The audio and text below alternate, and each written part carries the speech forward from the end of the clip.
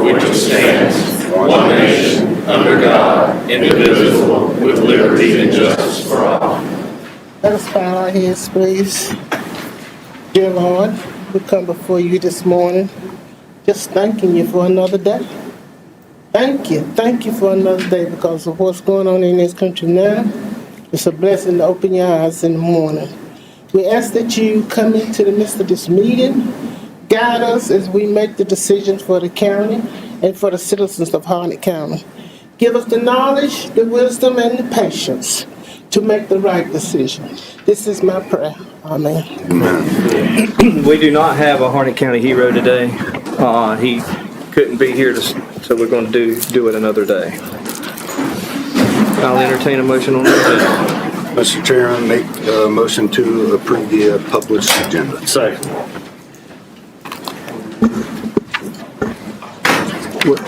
Second. Motion is second, but what's she going to do? You're going to do it anyway? Okay.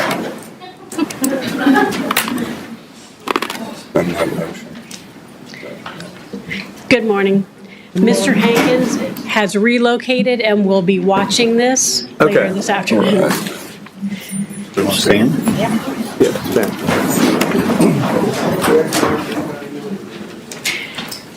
Christopher W. Hankins, Private First Class. Army Commendation Medal with V device. One of the 64th Armored Battalion, 3rd Infantry Division, Mechanized. For valorous conduct against enemy forces in combat action while serving in one of the 64th Armored Battalion during Operation Iraqi Freedom. Private First Class Hankins' dedication to duty and personal courage in the face of the enemy is in keeping with the finest traditions of the Army. His heroic actions reflect great credit upon himself, the Spartan Brigade Combat Team, the 3rd Infantry Marne Division, and the United States Army. Christopher Hankins, on April 14th, 2026, your name and citation that appear on the Harnett County Wall of Heroes and will remain so forever as part of the history of Harnett County is being duly recognized for your active heroism while serving in the United States Armed Forces. We, as a county, come together to commend you for your actions and dedication to our great nation. On behalf of Brent Trout, Harnett County Manager, and Duncan E. Jaggers, Chairman, Harnett County Board of Commissioners, we thank you, Mr. Hankins.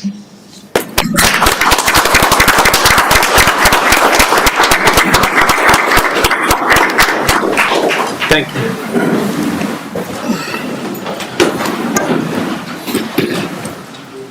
All right, item number 5, the consent agenda. Motion. Oh, we didn't vote on it? We didn't. Motion is second on the agenda to approve it as presented. All in favor say aye. Aye. Motion carries. Consent agenda item number 5. Chairman, make a motion we approve the consent agenda as presented.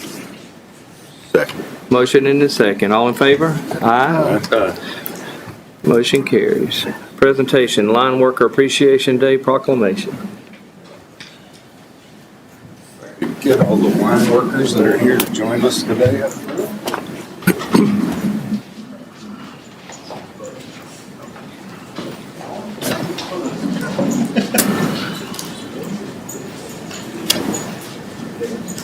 I'm chief photographer. They do the work. It's Line Worker Appreciation Day Proclamation, whereas on April 10th, 2013, a resolution was passed in the United States Senate to recognize April 18th annually as National Line Worker Appreciation Day. Whereas the profession of the electrical line worker is simple personal, family, and professional tradition, and whereas line workers are often first responders during storms and other catastrophic events working to make the scene safe for public safety officials and to expedite the return of vital electrical power to our communities. And whereas these brave men and women work thousands of volts of high electricity, the top power lines 24 hours a day, 365 days a year. risking and sometimes losing their lives to keep electricity flowing. Whereas line workers are often faced with dangerous conditions far from their families as they work to construct and maintain energy infrastructure throughout the state of North Carolina and the United States. And whereas line workers must use their technical knowledge, physical strength, and ingenuity to achieve success in challenges they face every day. And whereas Harnett County thanks these skilled and heroic line workers who brave hurricanes, ice storms, snowstorms, and floods, and other natural disasters to maintain our communities and energy grid. Now forward, there be it resolved that the Harnett County Board of Commissioners does hereby proclaim Saturday, April 18th, as Line Worker Appreciation Day in Harnett County, this 14th day of April 2026, signed by the Harnett County Board of Commissioners.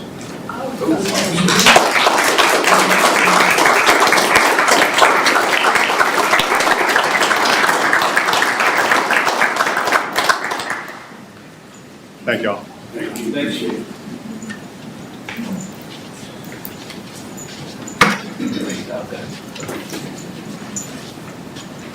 Item B, Carolina Crawl 100 affordable housing update.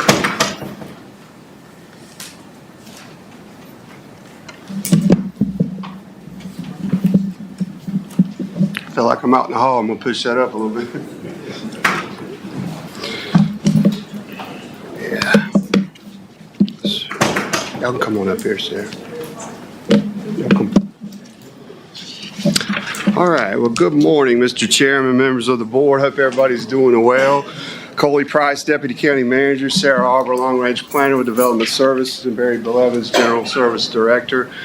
First of all, we appreciate the opportunity to go through this 18-month initiative to the UNC School of Government Affordable Housing called Carolina Cross 100. What a breath of fresh air, what a great asset, and what perfect timing as far as the growth that we're experiencing in Harnett County as well as North Carolina. So we're going to share, we'll try to be brief, Commissioner Morris. I know you say I don't get paid by the word, so I'll kind of roll through this as quick as I can.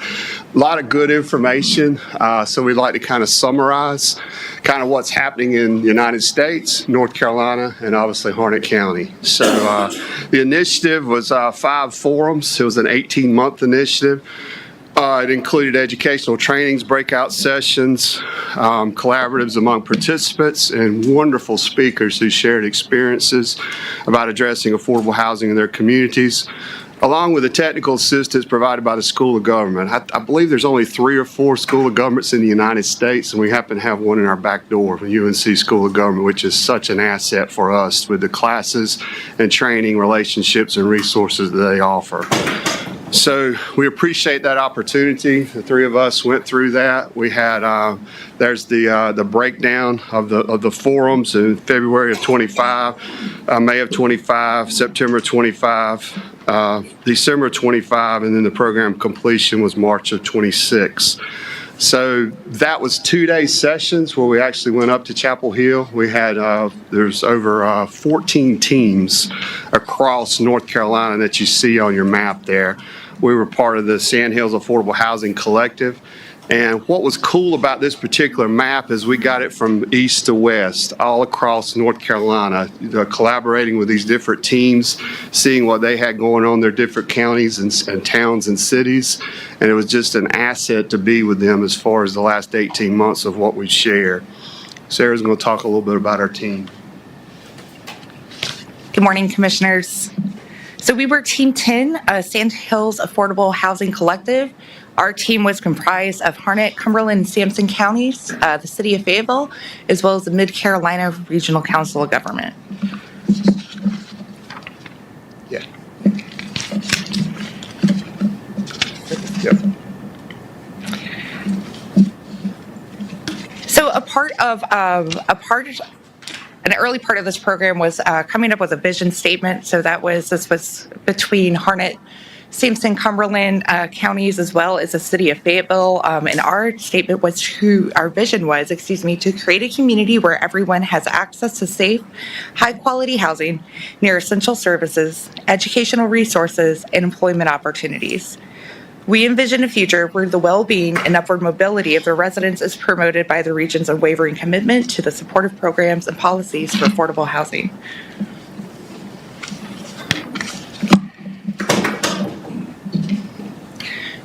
So in the next two slides, we've prepared information from the North Carolina Housing Coalition, and it shows a comparison between where we were in 2019, so pre-pandemic, to where we are today in 2026. So as you can see, in 2019, there's about 26% of the households in Harnett County which were cost burdened. About 44% of the renters who lived here in Harnett County had trouble affording their homes, and about 19% of homeowners. Also, in 2019, a family needed to earn approximately $31,720 a year to be able to afford to rent in Harnett County. And then when we fast forward to 2026, you can see that these numbers increased. We are more cost burdened in 2026 than we were in 2019. We're now at 28% of Harnett County households which are cost burdened. That's 45% of households who are renting and 22% who own their homes. So you're going to see a lot of references as far as moving forward from 2019 to 2026, and we're doing that for a reason, because I'm going to show you the bubble of what's happened the last 5 to 6 years as far as what's happened with the tremendous amount of growth and the light bulb that was turned on where everybody has found North Carolina and Harnett County. So the housing reality that Sarah mentioned, 2019, two-bedroom apartment was about $793. Today it's $980. This is just an average. I know it could be more. Annual income needed, 2019 was $31,720, and she mentioned 2026, $39,200. Is there anything else you want to add on that one? Okay. All right, so here you see the market reality as far as what's happened since 2021, as far as the median rent in Harnett County and how much that has increased. We're going to get into that in just in the later slides about why that has happened and what's happened in this particular area around us. Brent, I believe you told me the population was over 150 now. Is that correct? That's correct. Harnett County, he just got this last week, is now over 150,000 as far as population. So there you can see what's happened since 1990 and then the projections as far as moving forward in 2030 and 2038 as far as Harnett County is concerned. So this is interesting. The median age in Harnett County is 36 years old. Which is younger than the state. The state is 38. Harnett County is not currently burdened with senior housing challenges. So let me go around the wheel right here to kind of tells the tale of where we're at percentage-wise. Let me start in the dark blue at 21.4. I apologize, for some reason our numbers did not come up on the screen, so I'm going to share this with you. So let me start at 21.4. That is children under the age of 15. As far as what that is concerned. You go to 12.4, that is 15 to 24 years of age. The highest at 29.4 is 25 to 44 years of age. You come around the wheel at 23.1, that's 45 to 64. And then 13.7 is 65 or older. So that kind of gives you a tale as far as where we're at from a demographic standpoint in Harnett County. So this is a really good heat map, kind of shows the concentration of growth. Obviously, the redder it is, the hotter it is as far as what's happening. You can see pockets all over, even in the municipalities. You see the Northwest Harnett, the Angier area, the Lillington area, the Boys Creek area, and then the pockets out in the western end continue to increase as well. As you're well aware, the hot spot back in 05, 06, 07, 08 was the western part of the county. Now you're seeing that shift more toward the northern end and to Angier and to the Lillington area. So this kind of gives you a really good snapshot of what's happening throughout the county. So this is a very interesting map. I want you to pay close attention to this. This is the halo counties around Wake County as far as the growth, north, south, east, and west. Durham being to the north, Chatham to the west, and then you got Granville, which is about the same as Harnett to the north, and we're obviously to the south. And then Johnston, who was one of your fastest growing counties for a number of years in the state of North Carolina. So what is this showing? This is showing the median home sales price from 2022 to 2026. Okay, this is the Wake Halo counties. So you're seeing Chatham at the top of the list. Chatham blows my mind. The median sales price is just under $700,000. Okay? Chatham has got homes. They got more $1 million homes than we have starter homes. It'll blow your mind on what's happening in this particular area. So then you come on down to Durham, which is around a little under 400,000, and then Granville, Johnston, and Harnett. Harnett is the black line at the bottom that you're seeing come across, and you're seeing it increase a little over 300,000 as far as the median home sales price. Granville is explosive growth to the north. Harnett is getting that way to the south. And of course, you've had Johnston as well come into that picture that's been growing for the last 10, 15 years or even more. But Chatham really kind of opened our eyes as far as what was happening with the home sales and the median home price being close to $700,000.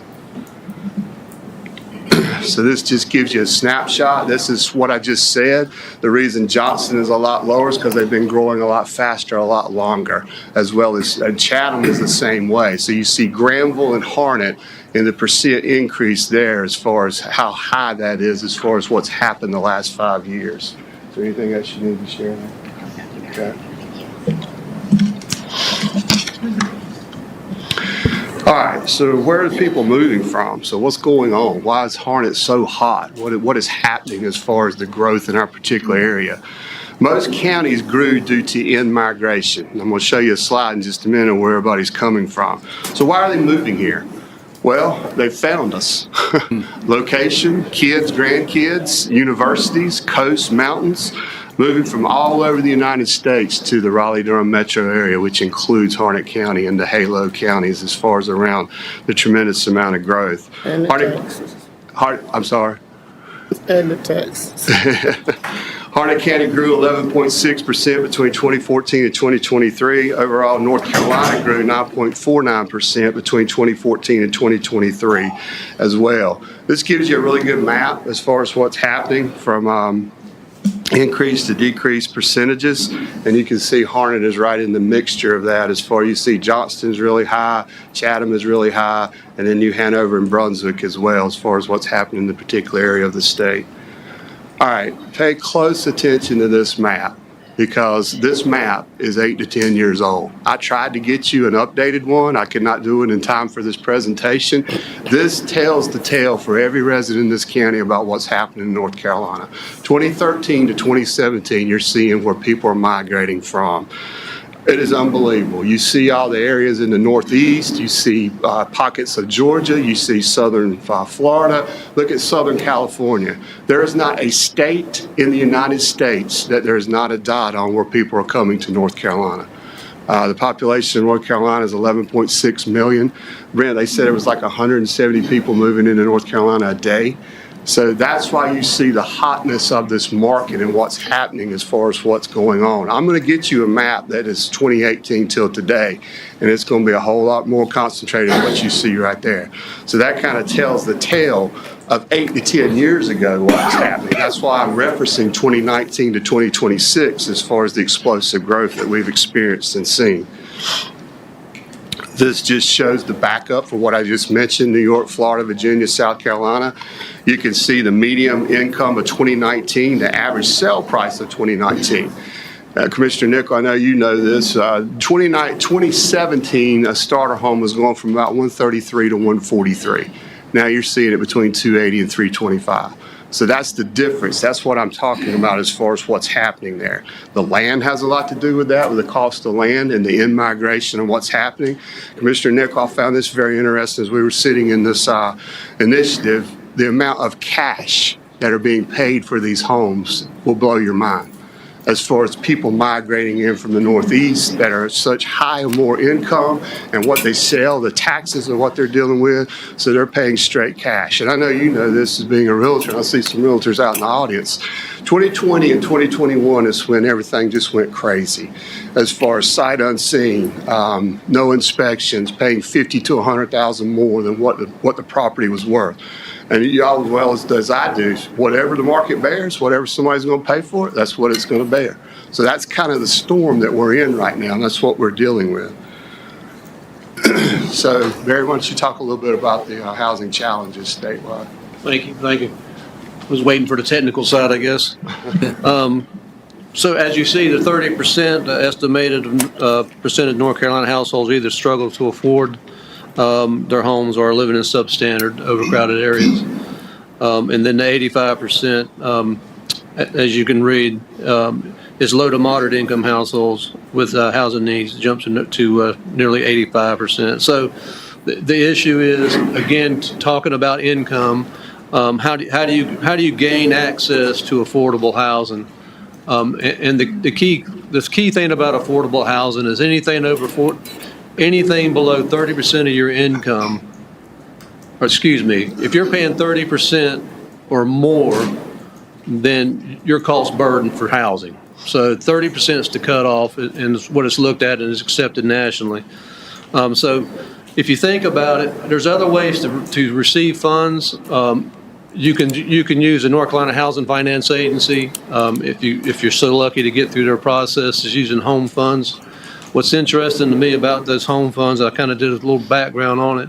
A family of four that stays at $71,500 or below is eligible through home funding, which is actually HUD backed through the North Carolina Housing Finance Agency, can purchase a home up to $281,000 if it's an existing home, not a new construction.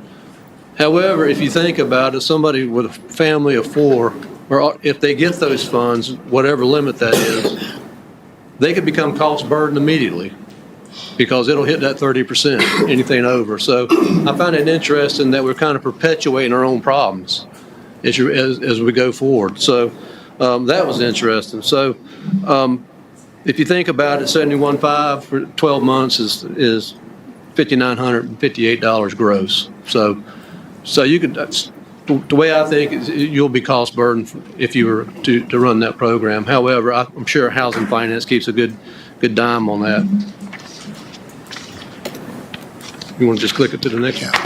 Go ahead with that. Yeah, so this one, it kind of tells you about the median price in October for homes was and this is on a national scale, $415,000 with a monthly mortgage of $2,100. I'm sure it is up more than that now.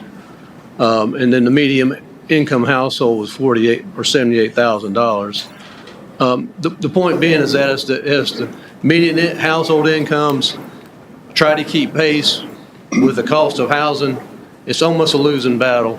And I won't say this particularly for Harnett County, but we see some of the same issues in my office quite a bit. So the point being is that nationally, Harnett County's staying almost in pace with what's going on nationally. Perfect.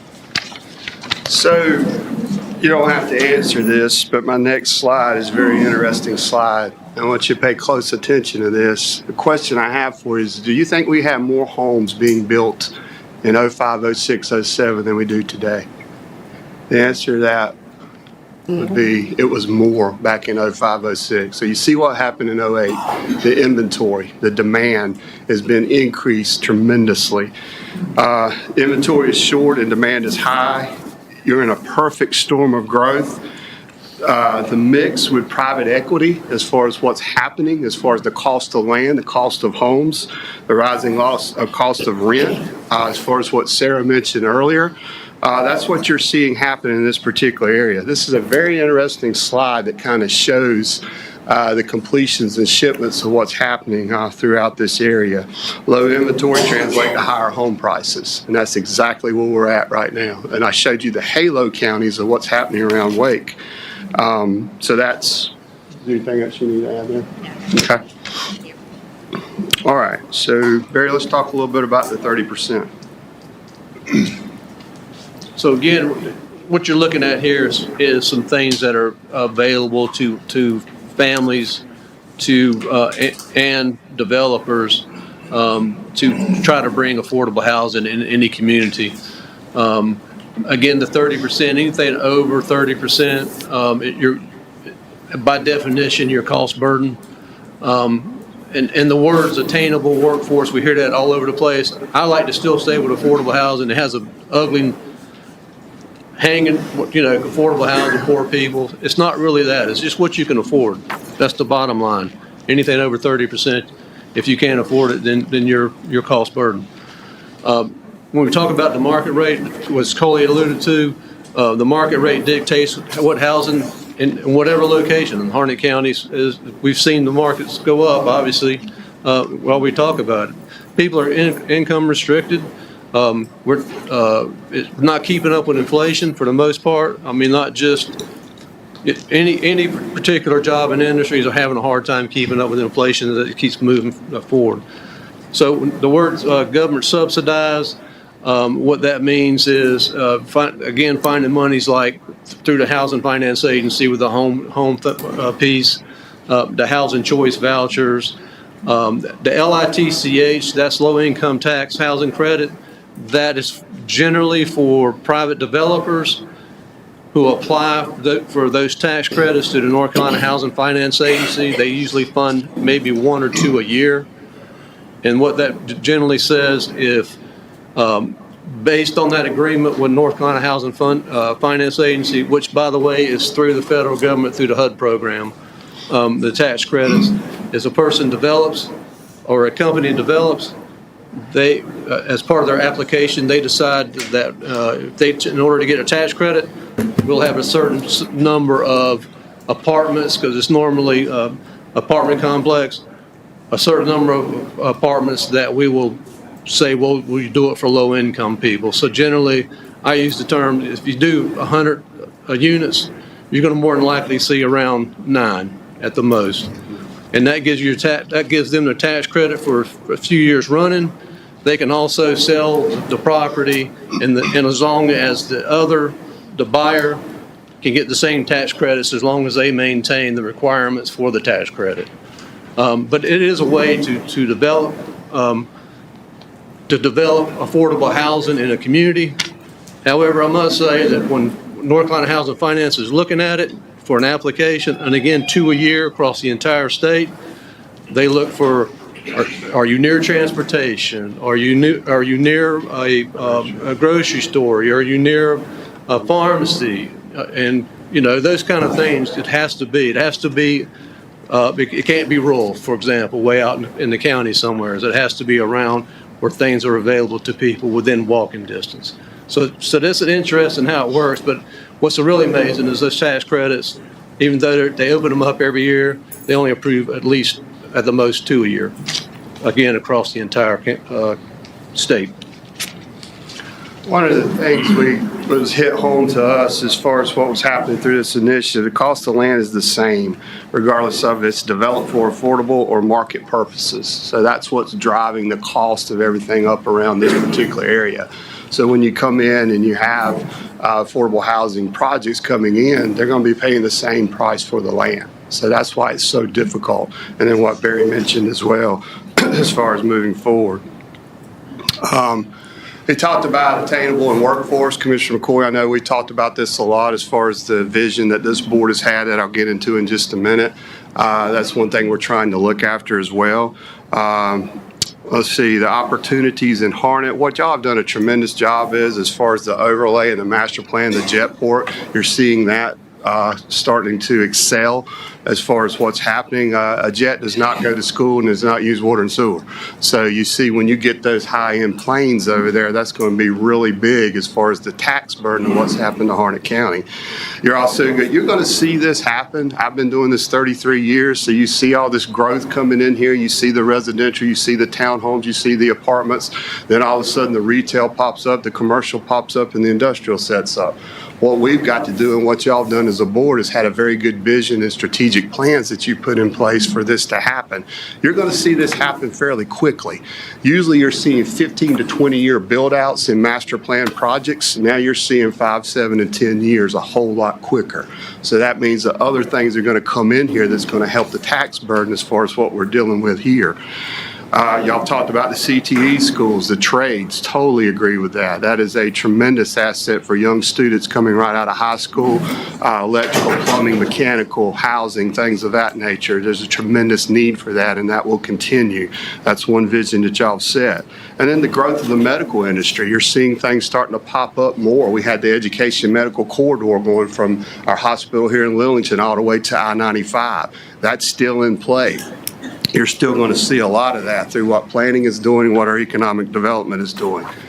Commissioner McCoy, you asked me about asset inventory. This is a very good interactive map. I'll be glad to pull this up and share with the board at any time. It's all internet based. I can click on any of these blue dots and it'll show you how many units, when it was built, and what it's about as far as affordable housing.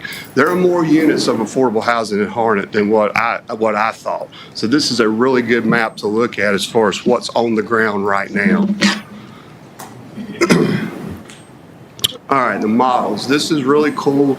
I mentioned we were across the state of North Carolina. Every county's different, every town is different, every city's different. However, Chatham and Western Piedmont had some really good toolkits that they had put together. And Barry and Sarah and I listen and feel, building relationships, looking at the resources, and that's one thing we're going to continue to do. So how do we balance this growth? So what's going on with our county? Sarah, let me let you talk a little bit about Senate Bill 382. Great, thank you.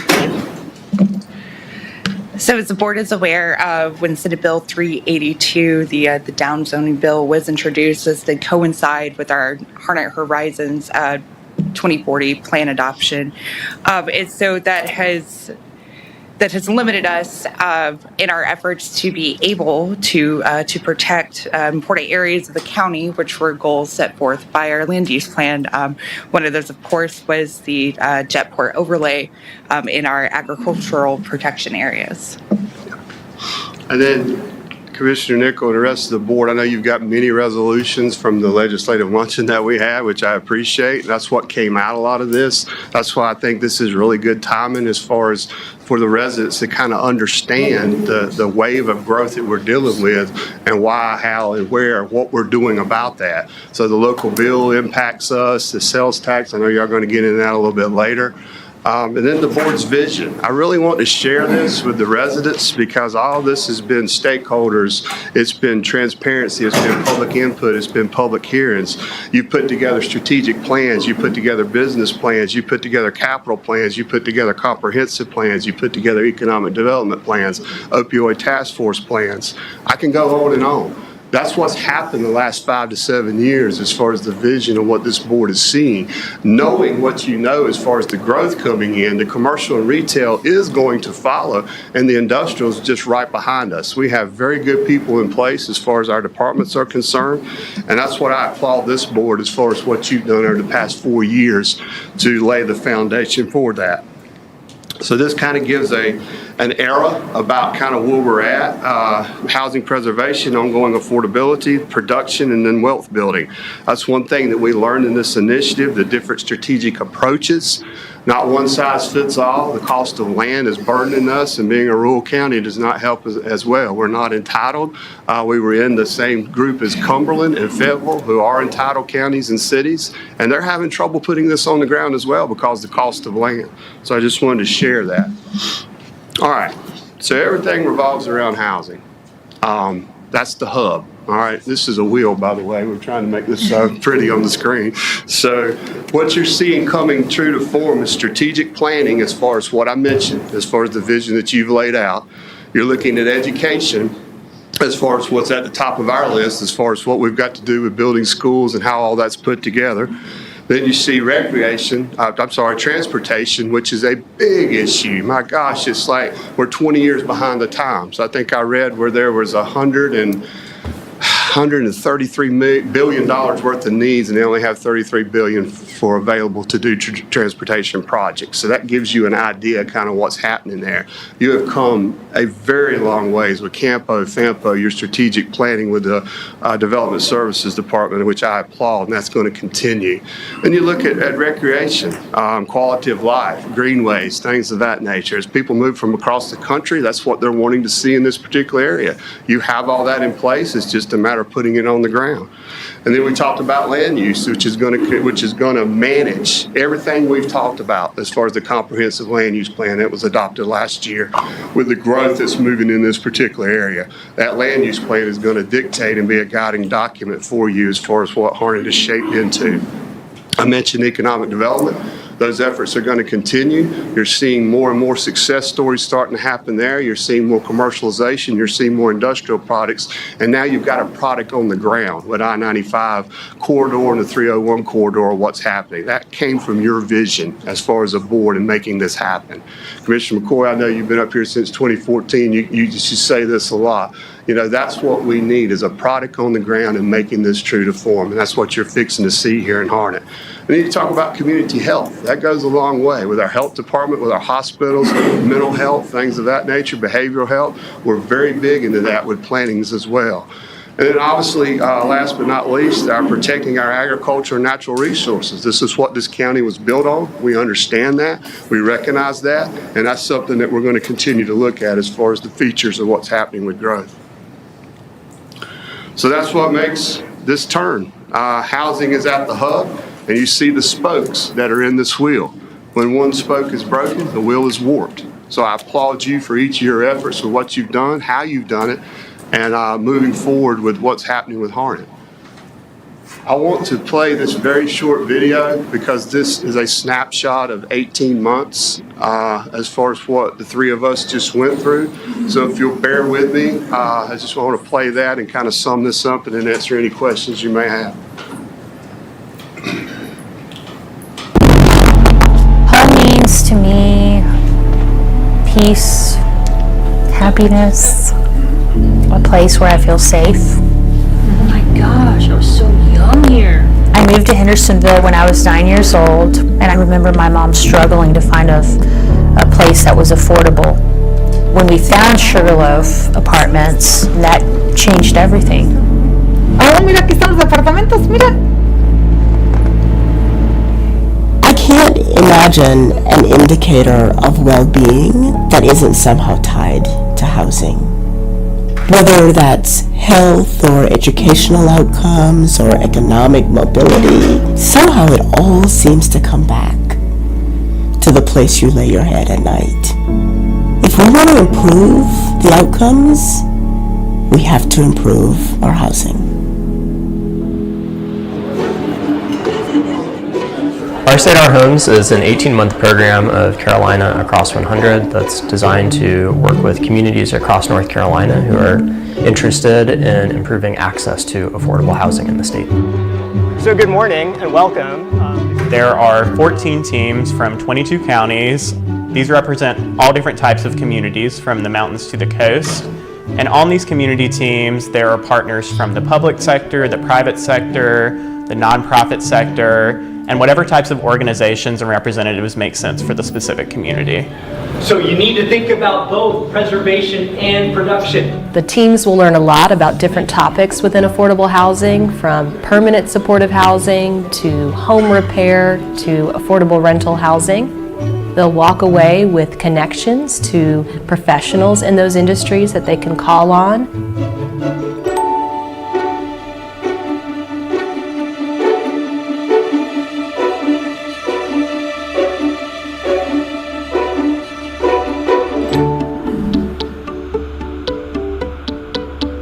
We need affordable housing everywhere, and Granite Falls is no exception.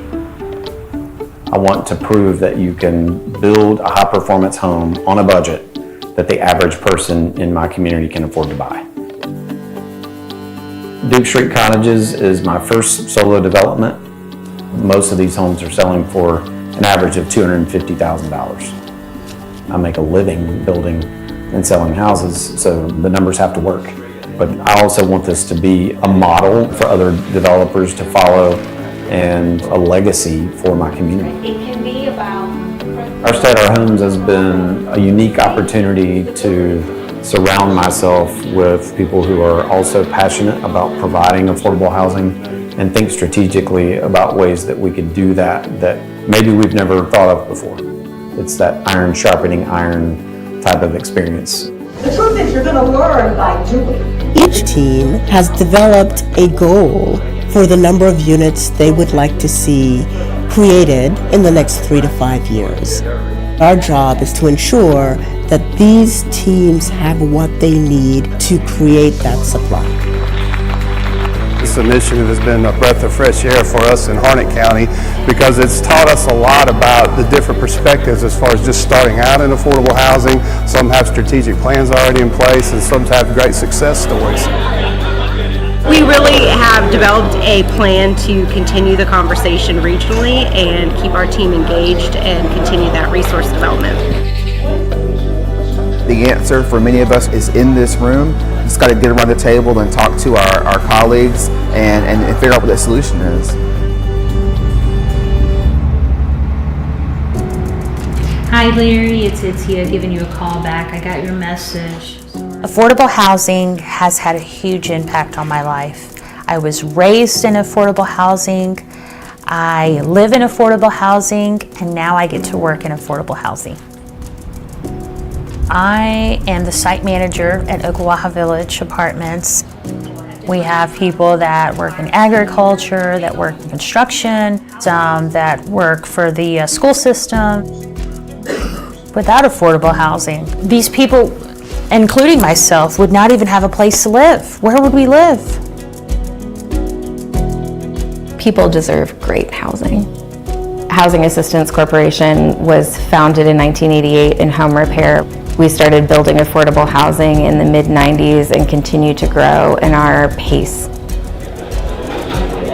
because of the Our State, Our Homes program. We have these new questions, new approaches, new partners. It has really shifted how we're able to engage locally, how we think about developing the next project.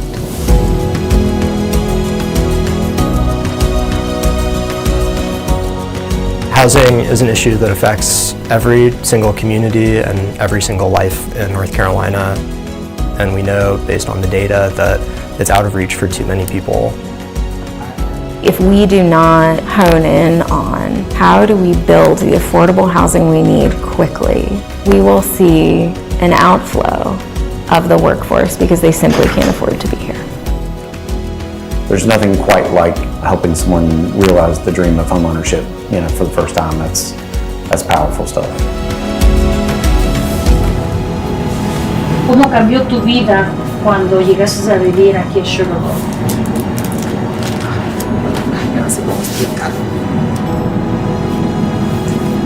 Para mí era alguna bendición de Dios.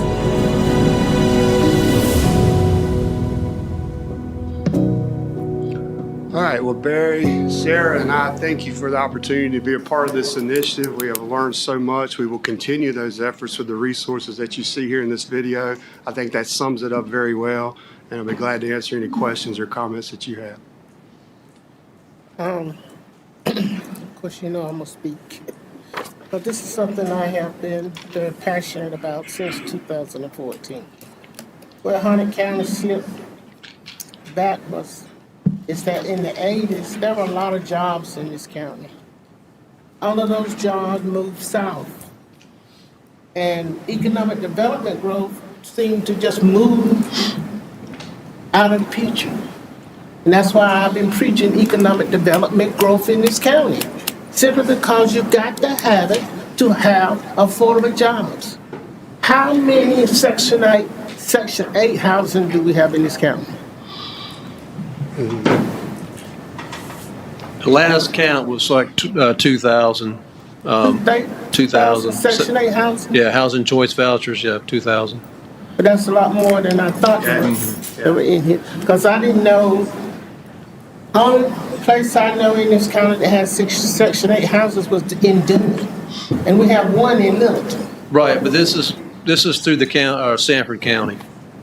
Sanford County Housing, Housing Authority operates section, or it's called Housing Choice Vouchers now. They operate that for and serve Harnett County. Okay, well, that's fine, but we need something here in Harnett County to get, for people to go to that can afford housing. That's something we need to work on too, because it's getting more and more unaffordable as people come into this county and building all these big fancy houses and things, and it's making it more difficult for people that don't have money to even find a place to stay. Last time I looked into it, just staying in a single wide trailer costs you $2,000 a month. Who can pay for that with what we have in the industry that we have here in this county? My heart goes out to, and I'm not going to stop until I know, Cody, I worry you to death, but we're gonna keep moving this until we make life better for the citizens of Harnett County. I've been here all my life, and I know the history of here and the history of where we were in the 80s to where we are now. And I appreciate you working with this, but we can't stop. And economic development growth, we're going to continue to move that needle too, because we've got to have jobs in this county. Thank you. Anyone else? Thank y'all. Thank you. Moving on to item C, Office of the State Budget and Management Funding Update.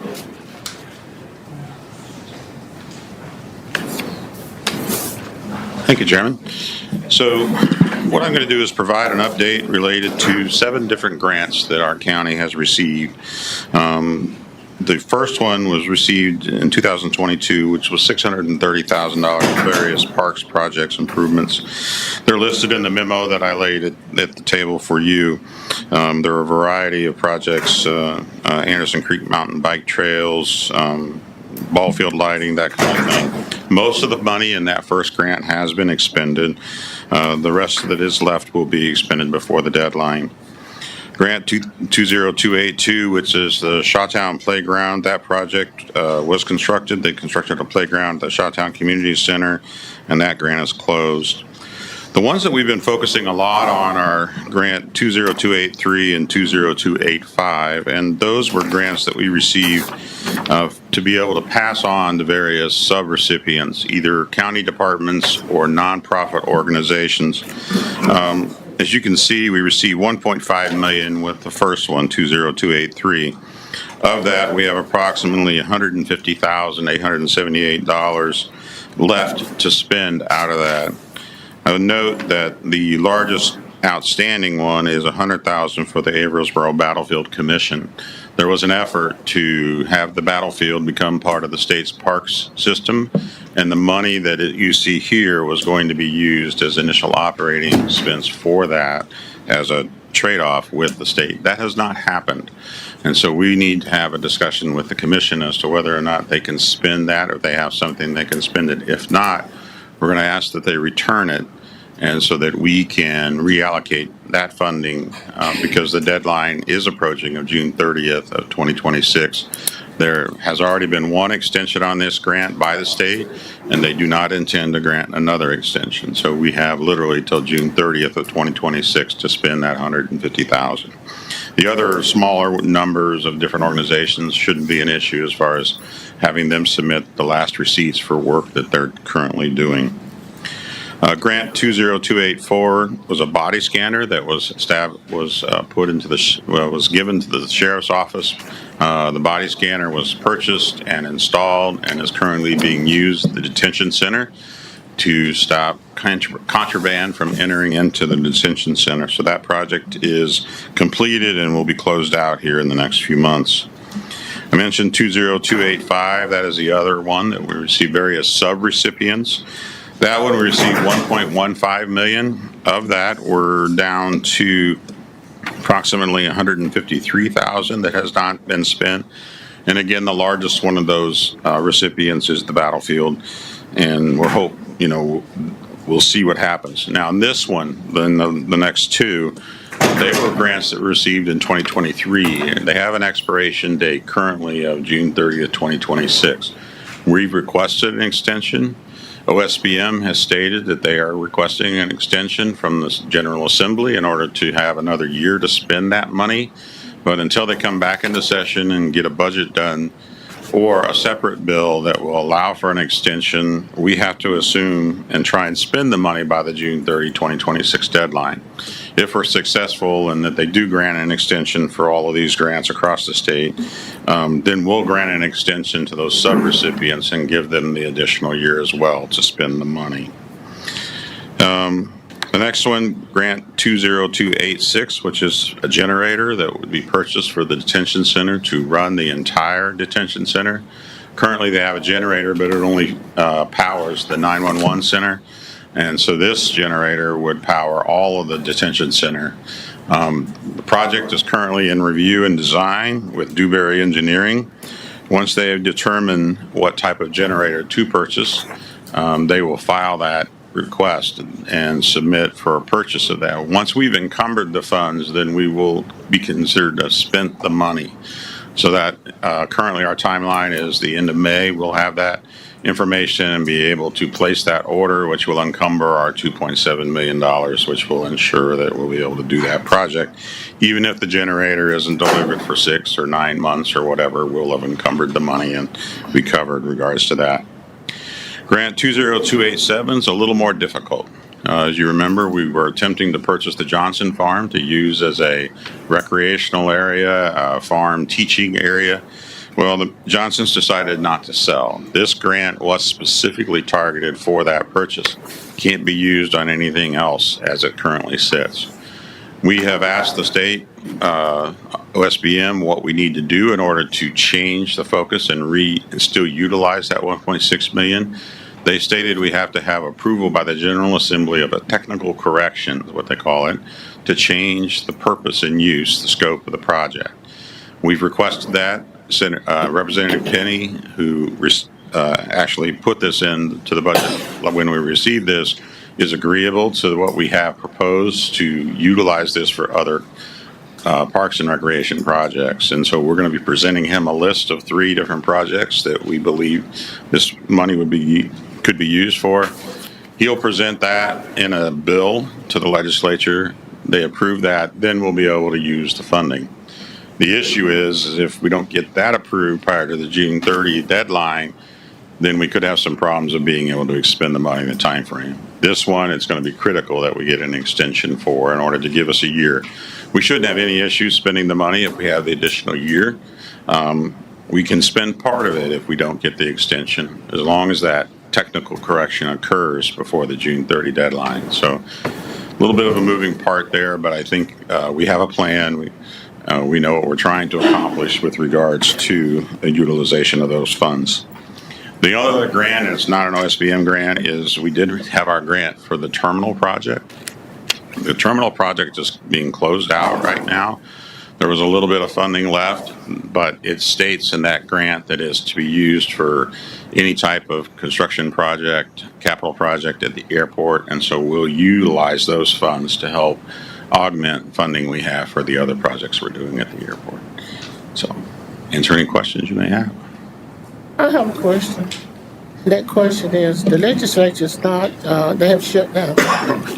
They're back in session April 21. And April 21? Yep. And the information that discussions we've had with Representative Penny, this is one of the first things that he intends to do is to submit these bills for the technical correction in order to get that accomplished. And then the extension is probably something that will be more required as it relates to the leadership of the General Assembly in order to move that forward.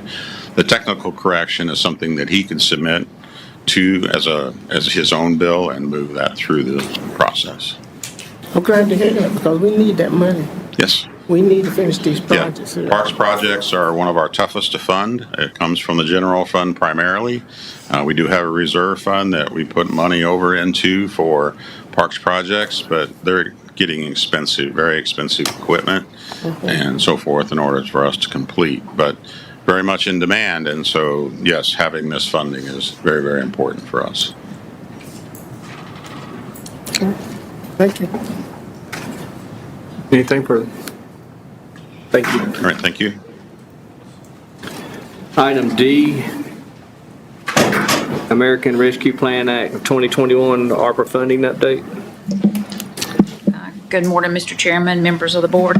I put at your placeholder a one-page summary of the ARPA projects, and it is available up top for you to review. Kept the same format because since the county received the ARPA funding, this has been the format that we have used. One-page summary, which does an excellent job of kind of helping us keep track of the money and where it's coming and going. So I just want to kind of start out. The county received $26,411,744 of ARPA funding. The revenue replacement made up $10 million of that, with the balance going to ARPA eligible projects.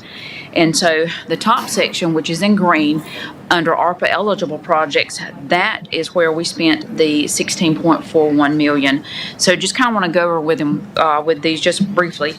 The North Harnett wastewater treatment upgrade contribution. This is currently in process, and we have obligated $8.5 million towards that project, but we have not currently claimed any expenditures.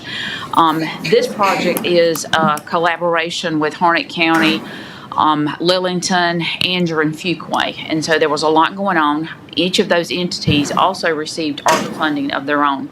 So right now, as each construction invoice is submitted, the priority of spending is to take the local units ARPA funding and use that first. So we are at a point now where we're about to recognize and draw down that $8.5 million here in the next quarter. So you'll be seeing that come off that list.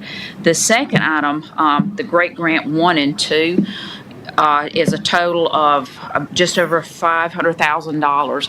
If you remember back during COVID, the county started out on an initiative to start trying to run cable, internet connectivity, which we really saw the need during the pandemic when children were trying to learn from home and that type of thing, the internet connectivity. So the county had already started a project to try and start putting those lines out and making that service available to the citizens.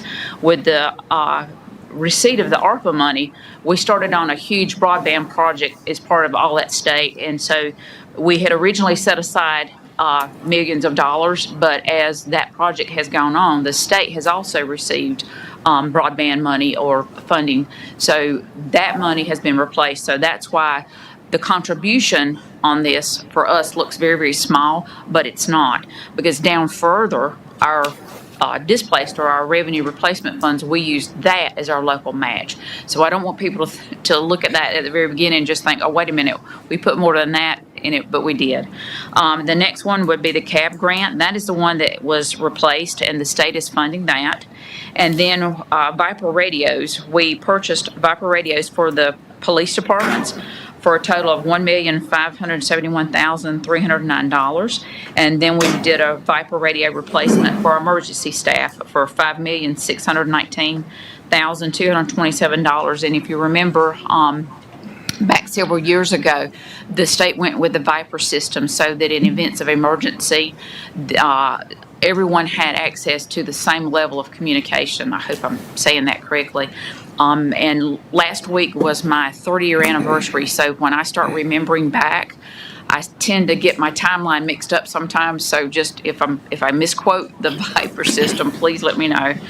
And then we also used part of that ARPA money for premium pay for EMS employees. And the one thing about the ARPA funding requirements is that those have consistently changed throughout. So in the beginning, those funds could be used to give premium pay and hazard pay to our public safety employees. So you will see pay in two different categories. That first one that's listed in the green section is was made during that period when that was an eligible ARPA expense. After that, when the emergency, as we got further past the pandemic, they removed that requirement, but we still used part of that $10 million to give the second half of their premium pay, and that was in a resolution that was approved by the board. And so then I just want to kind of go over the displaced funding, what we had used that for. And I wanted to also show that, like the lead for the NC Fellow, we were able in the beginning to use some of that ARPA money to have an individual from the School of Government come down and assist us with how to navigate the websites and how to file our reports correctly, and to help us as we started to lay out a plan of spending, because there was a lot of money that was brought down to all local units at one time, and it was very difficult to navigate through all of the directives of what it can be used for and the requirements. So that was someone, they underwent extensive training to help the units and create a more cohesive plan.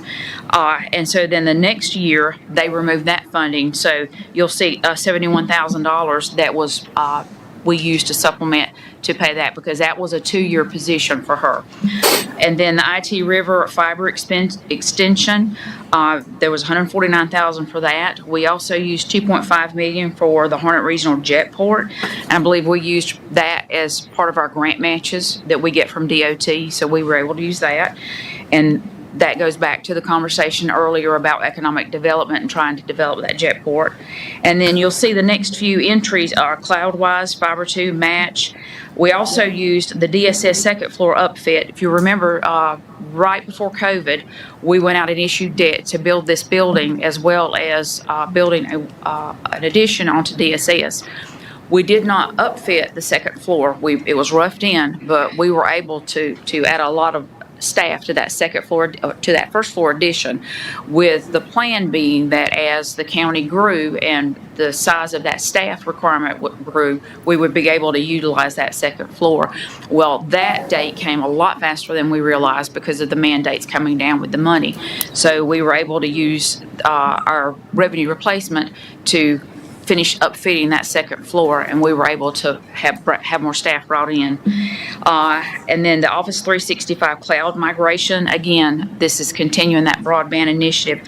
But then we set aside $750,000 for the Riverside Flood Project, and as Commissioner McCoy knows, that has been something that has been needed for a long time. Again, there's your retention pay for EMS, and then I won't go through all of them, but digital literacy, that again is for CloudWise. We were able to set aside money, and we're getting ready to construct the county morgue. The decision to do that allows the county, instead of contracting that out, we now have access that we can bring that here. So previously, once it's finished, our employees now, if they have a body, they take it to the hospital, and that's that staff and that vehicle that's out of service until that's complete. By having it here, it allows us to be able to maintain and control more of our cost, and then that gets the paramedics and the EMS workers back to their base much quicker. And then we set aside $1 million for our school road development. That is our match to do that school, the new high school that we're looking to build. That is that local match for the construction of that road. And then you'll see desks for the social services. We also used it for a utility vehicle for Parks and Recs to rewrite some documentation. And then we set aside $500,000 for Hearts Capital Reserve. And as Coley has talked to you about the county expanding and growing, right now when we purchase vehicles for the Hearts program, they are purchased with grant funds from DOT. As we are expanding and there's more of a need for more transportation type services, we are looking to start setting aside money so that the need to expand is recognized, we will be able to have that money to start funding that, because that will not be grant funded. So that's where we're trying to set aside for future growth.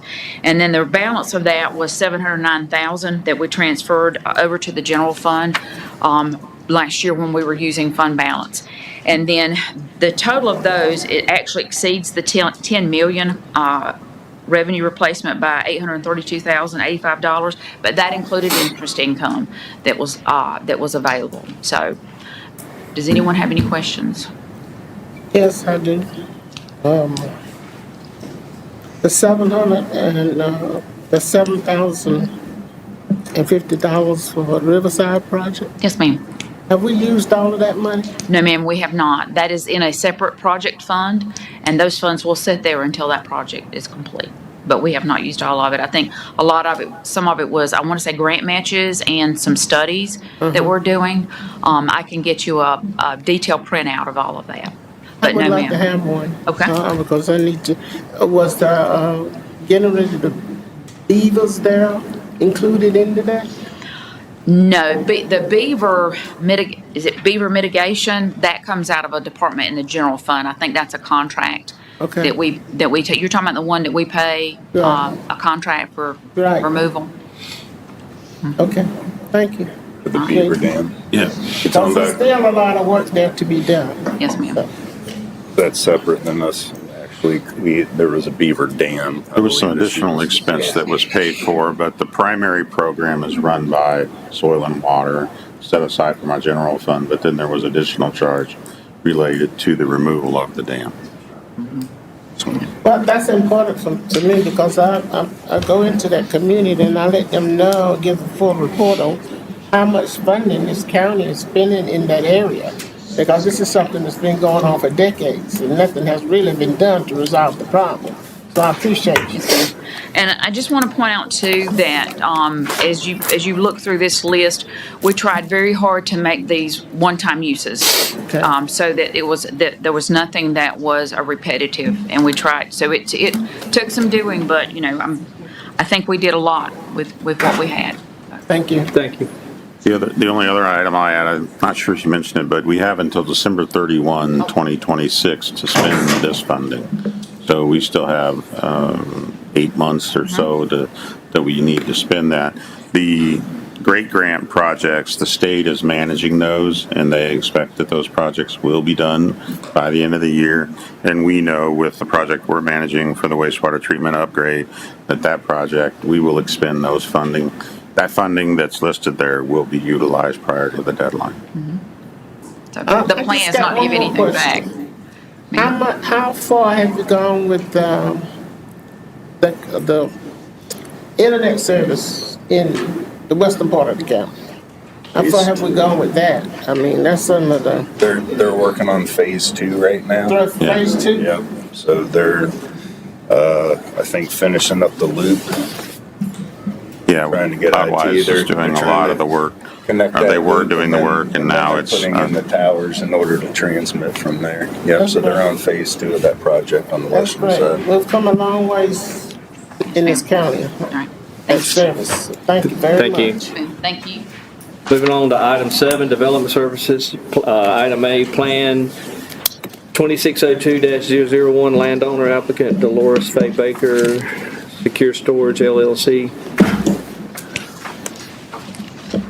Good morning again, Chair and other members of the board. So the next item that will be coming before you on the April 20th public hearing is a requested rezoning from the RHTR zoning district to the commercial zoning district. As you stated, the applicant is Secure Store LLC. Mr. Joey Boone will be representing this case. The property is approximately 4.75 acres. It's comprised of 2 properties located in the Anderson Creek Township, located off of NC 2487 and Wilson Drive. So as stated, the site is comprised of 2 parcels. There's a 4.6 acre and a smaller 0.06 acre parcel, which total about 4.75 acres.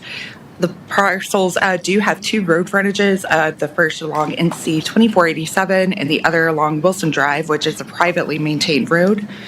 The site is currently used for residential purposes, and improvements include a single-section manufactured home and a single-family residence. Surrounding land uses consist of commercial uses to the west, forested land to the north, a single-family residence located to the east, and a property which is currently being developed for commercial purposes to the south. And just to provide a little additional information about the sites, the parcels most likely will need to be recombined prior to the property being developed for commercial purposes if this rezoning case is approved. Next, the residential use of the property will no longer be a permitted use if the zoning classification is changed to commercial. Next, we'll review some of the services which are available to the site. So there's public water available, however, sewer is not available, so they will need to utilize private septic tanks. Next, we'll take a look at transportation. The annual average daily trips for this section of NC 2487 are approximately 41,000. And of course, traffic counts are not available for Wilson Drive as this is a private road. Site distances are described as good. Next, we'll review the zoning compatibility map. Here you can see that there are adjacent properties which are currently zoned commercial, which is our requested rezoning. There's 2 properties just on the other side of NC 2487 which were recently zoned to commercial.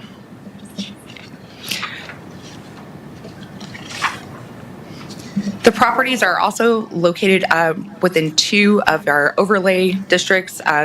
First is the Highway 87 Corridor Overlay District. It's also located within the Military Corridor Overlay District.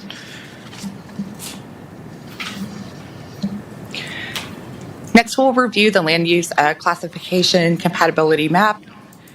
So the underlying land use is commercial mixed use, which is, of course, compatible with the uses permitted in the commercial zoning district.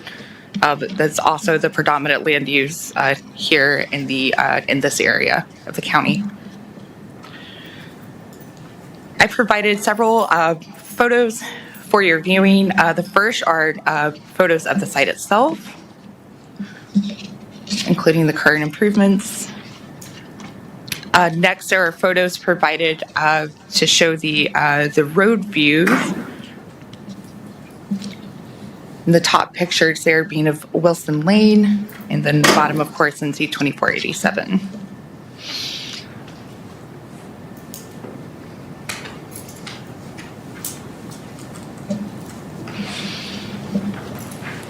Also provided some photos showing the surrounding land uses and some recent development in the area, including the Cameron Office Park located just to the north of this property.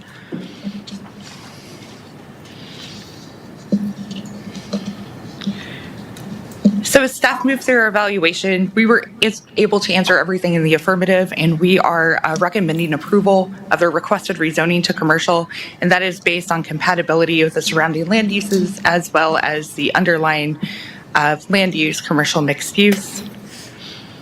And at our April 6th planning board meeting, the planning board did vote unanimously 5-0 to recommend approval of the requested rezoning, and there was nobody present to speak in opposition.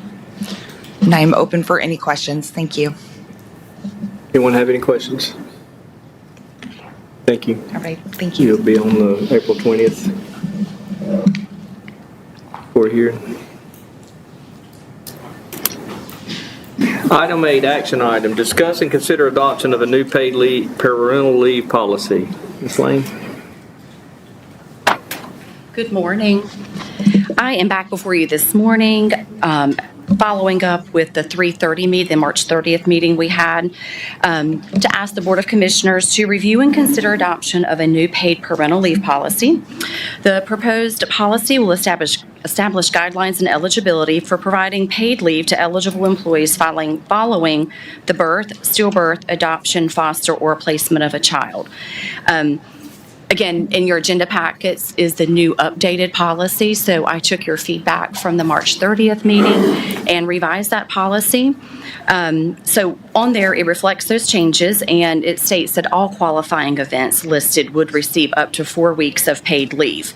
And then, of course, any remaining time that they would need beyond that 4 weeks is when they would use FMLA, accrued vacation, and accrued sick time.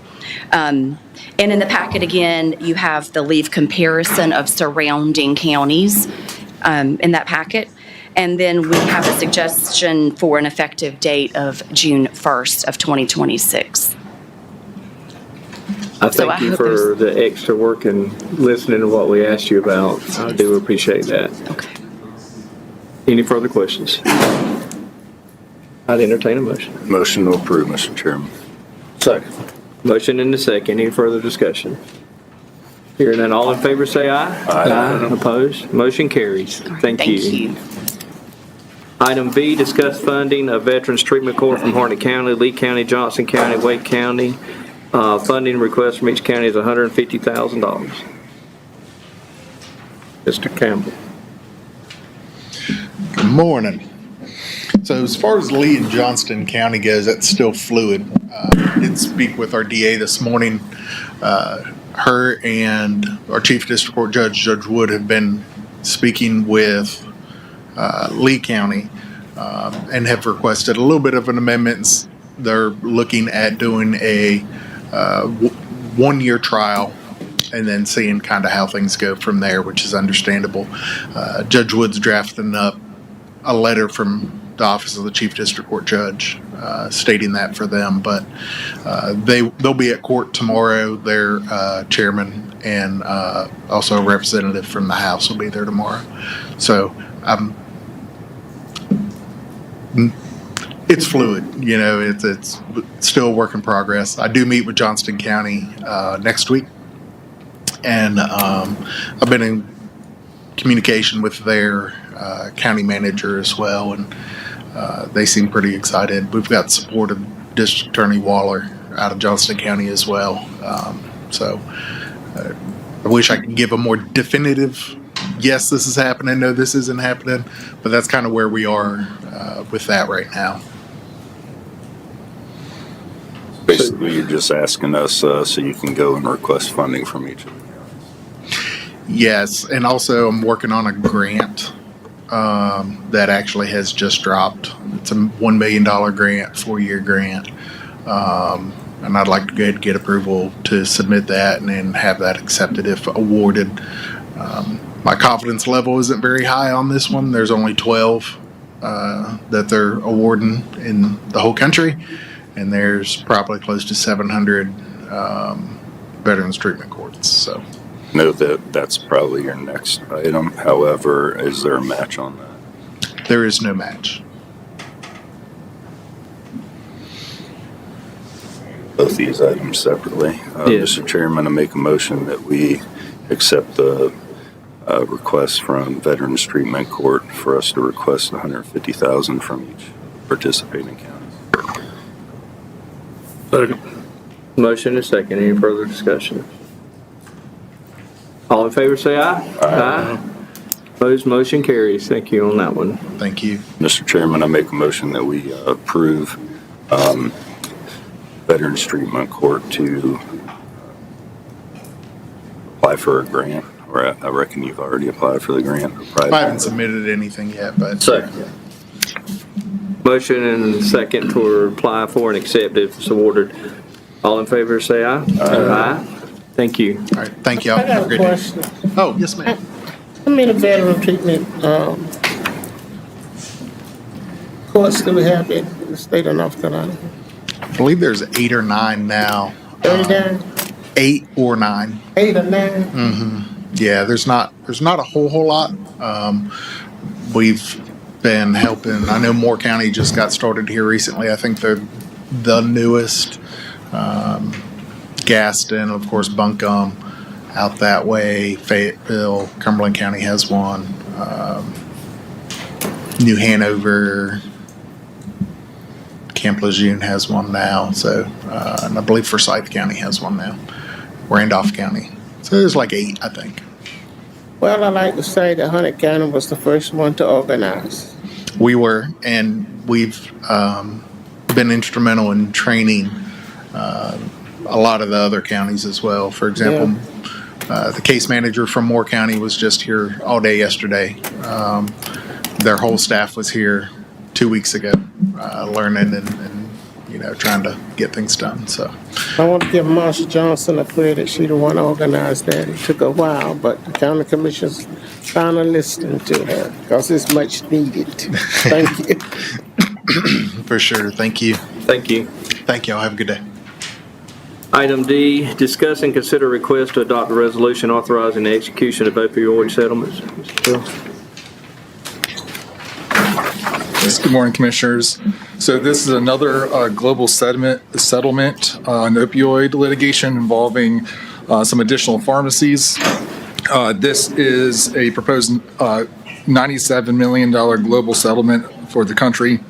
Of course, it will be divided up amongst all the litigants and participating local governments. So For North Carolina, our portion will be 0.0344% of that settlement. It's going to be about $33,000. Obviously not a large amount, but every little bit makes a difference. And this would be a one-time payment that has to be spent on fighting the opioid epidemic. So I would ask that you all approve this resolution and allow the county manager to sign any of the settlement documents necessary.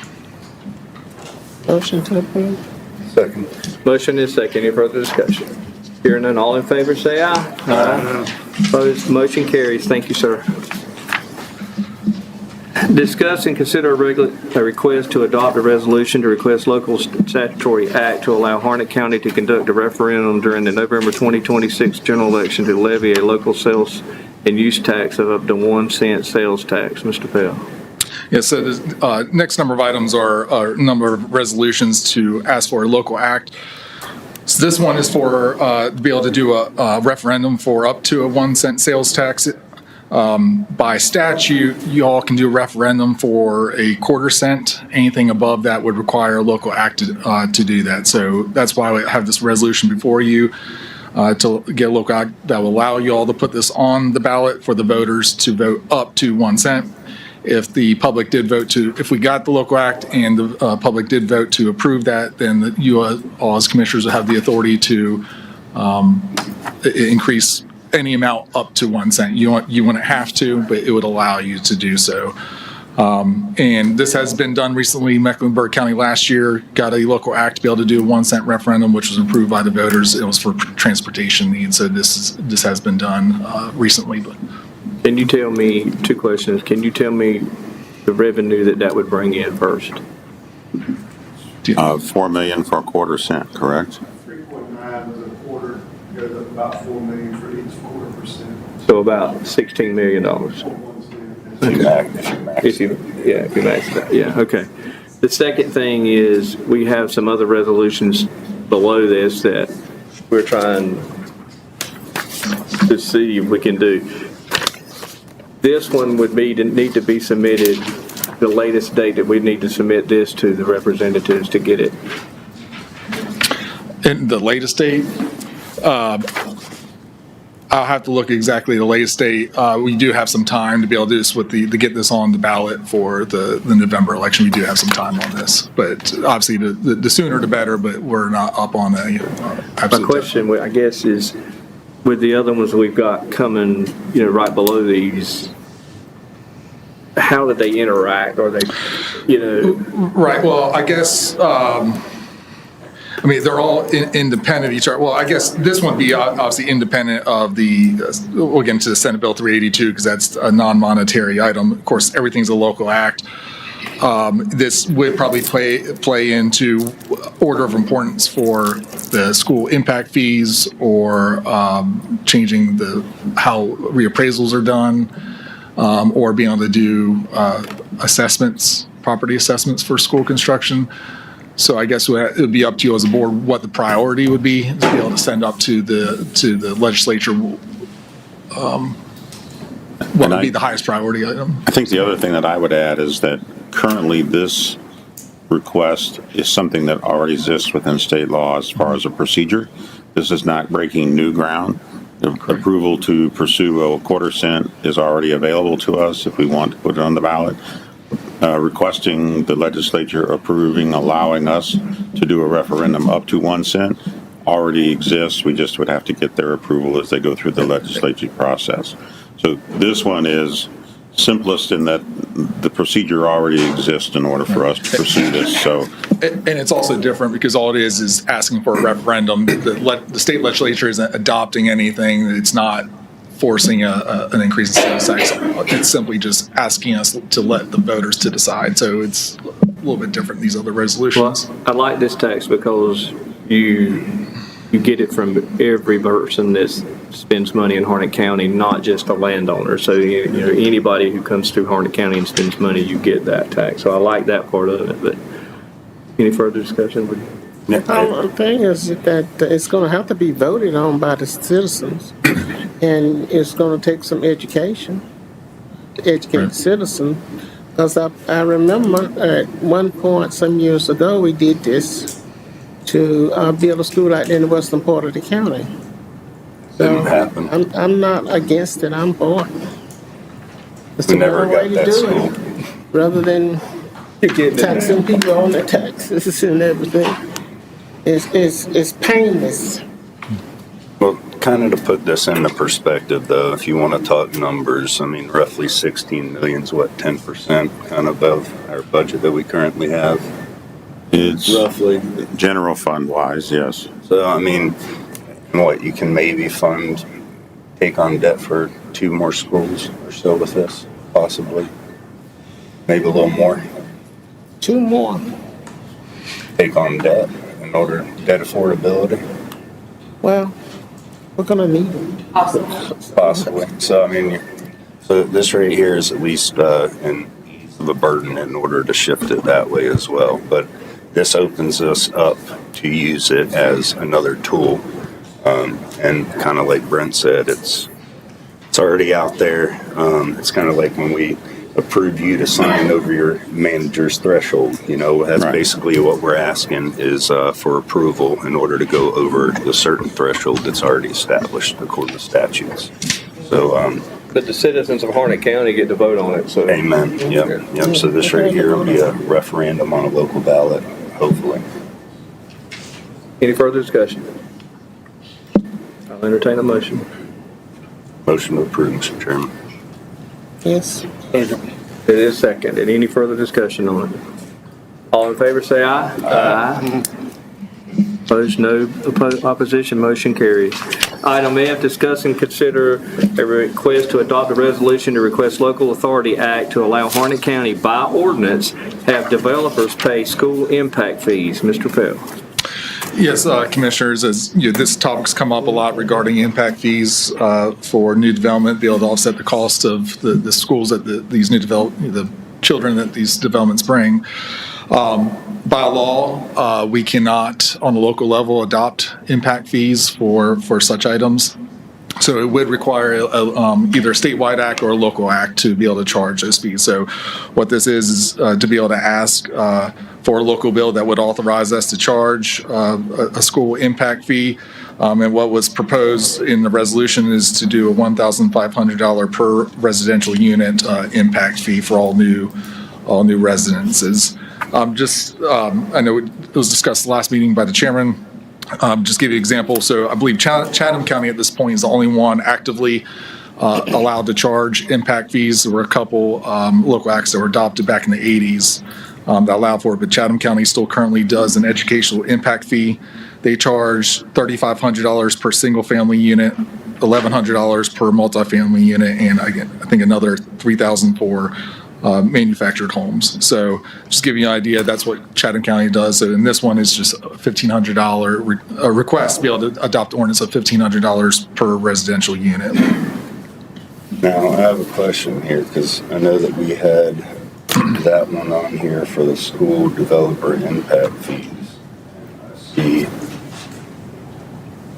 I thought we were going to do another one that we had.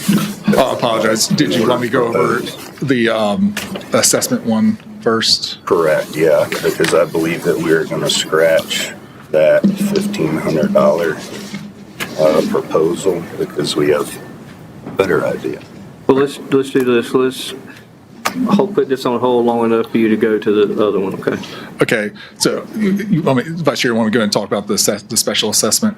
Okay, this one was not the agenda. This was discussed as another resolution, so it's not in the packet. However, this one, another potential method of being able to pay for new school construction. So under special assessment, so Article 9 of Chapter 153A, the general statutes, does allow local governments to do a special assessment, but it's limited on the things that you can currently, local government can do. It's for water and sewer projects, roads, curb and gutter, streetlights. That's what you can do an assessment on. And that would be initiated by, can be initiated by the commissioners to assess those affected by that project. There used to be additional authority under Article 9A of 153A that allowed to do special assessments for additional capital projects, which included schools. However, that law sunsetted July 1st of 2025. Also, a little caveat to that one is the commissioners cannot initiate the assessment. It had to be a petition by a majority of the property owners affected. So it was a little bit different in regards that it required a petition of citizens to be able to bring that forward. Regardless, that law sunsetted. It's not in effect right now. So we're back to just Article 9, which is, again, those few limited items. So the proposal on this one is to have a local act that would add an additional 6th item, which would be able to do capital projects for schools. An additional caveat to that as well is that it would be a special assessments against all new residential development. It would not be against all residences. The proposal is for all new residences. In return, as part of this, we currently charge a $500 park and recreation, called an impact fee. I forget the exact name, but we charge a $500 recreation fee for all new home builds. In return for the if the special assessment was allowed, that $500 recreation fee would be waived. But that is the alternative method other than the impact fee is a proposal for a local act for this special assessment authority. So this one, instead of the other one, does $1,500 for every resident that's built. This one is for developments. Right. So this one, what it would be is the difference with special assessment. So the impact fee, you can set $1,500 no matter what. What do you got to do for a special assessment? Because you would have to, if we got this authority, it would have to follow all the other steps of Article 9. So that requires to identify a specific project, the cost of that project, and a breakdown of what the assessment will cover, a portion of it, all of it. Once you make that determination, then you decide what that special assessment fee would be for the affected property owners. And then you would decide, and then it has to be further decided whether it's a one-time payment or, depending on the amount, you have the statutory authority to do up to 30 yearly payments.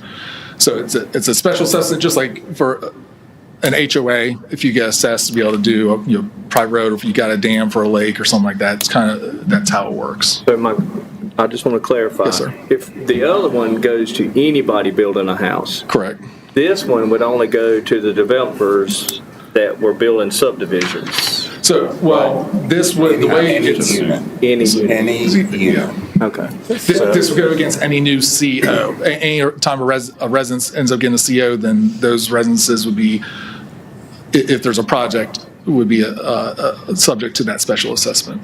Well, that's the question that I have, is at what point will these be paid? CO. So anything that's already permitted, we are able to capture. Right. So if you're building a new subdivision and these fees or whatnot will be paid at the first transfer of title after a CO, because they're soft costs and they're not going to be able to be financed in the development project. Ownership, and this also will stick with the property, okay? So say that, and all right, so this right here is the scenario. New home gets built, certificate of occupancy, it takes ownership. Once that is taken ownership, there will be a value set on that property on that date.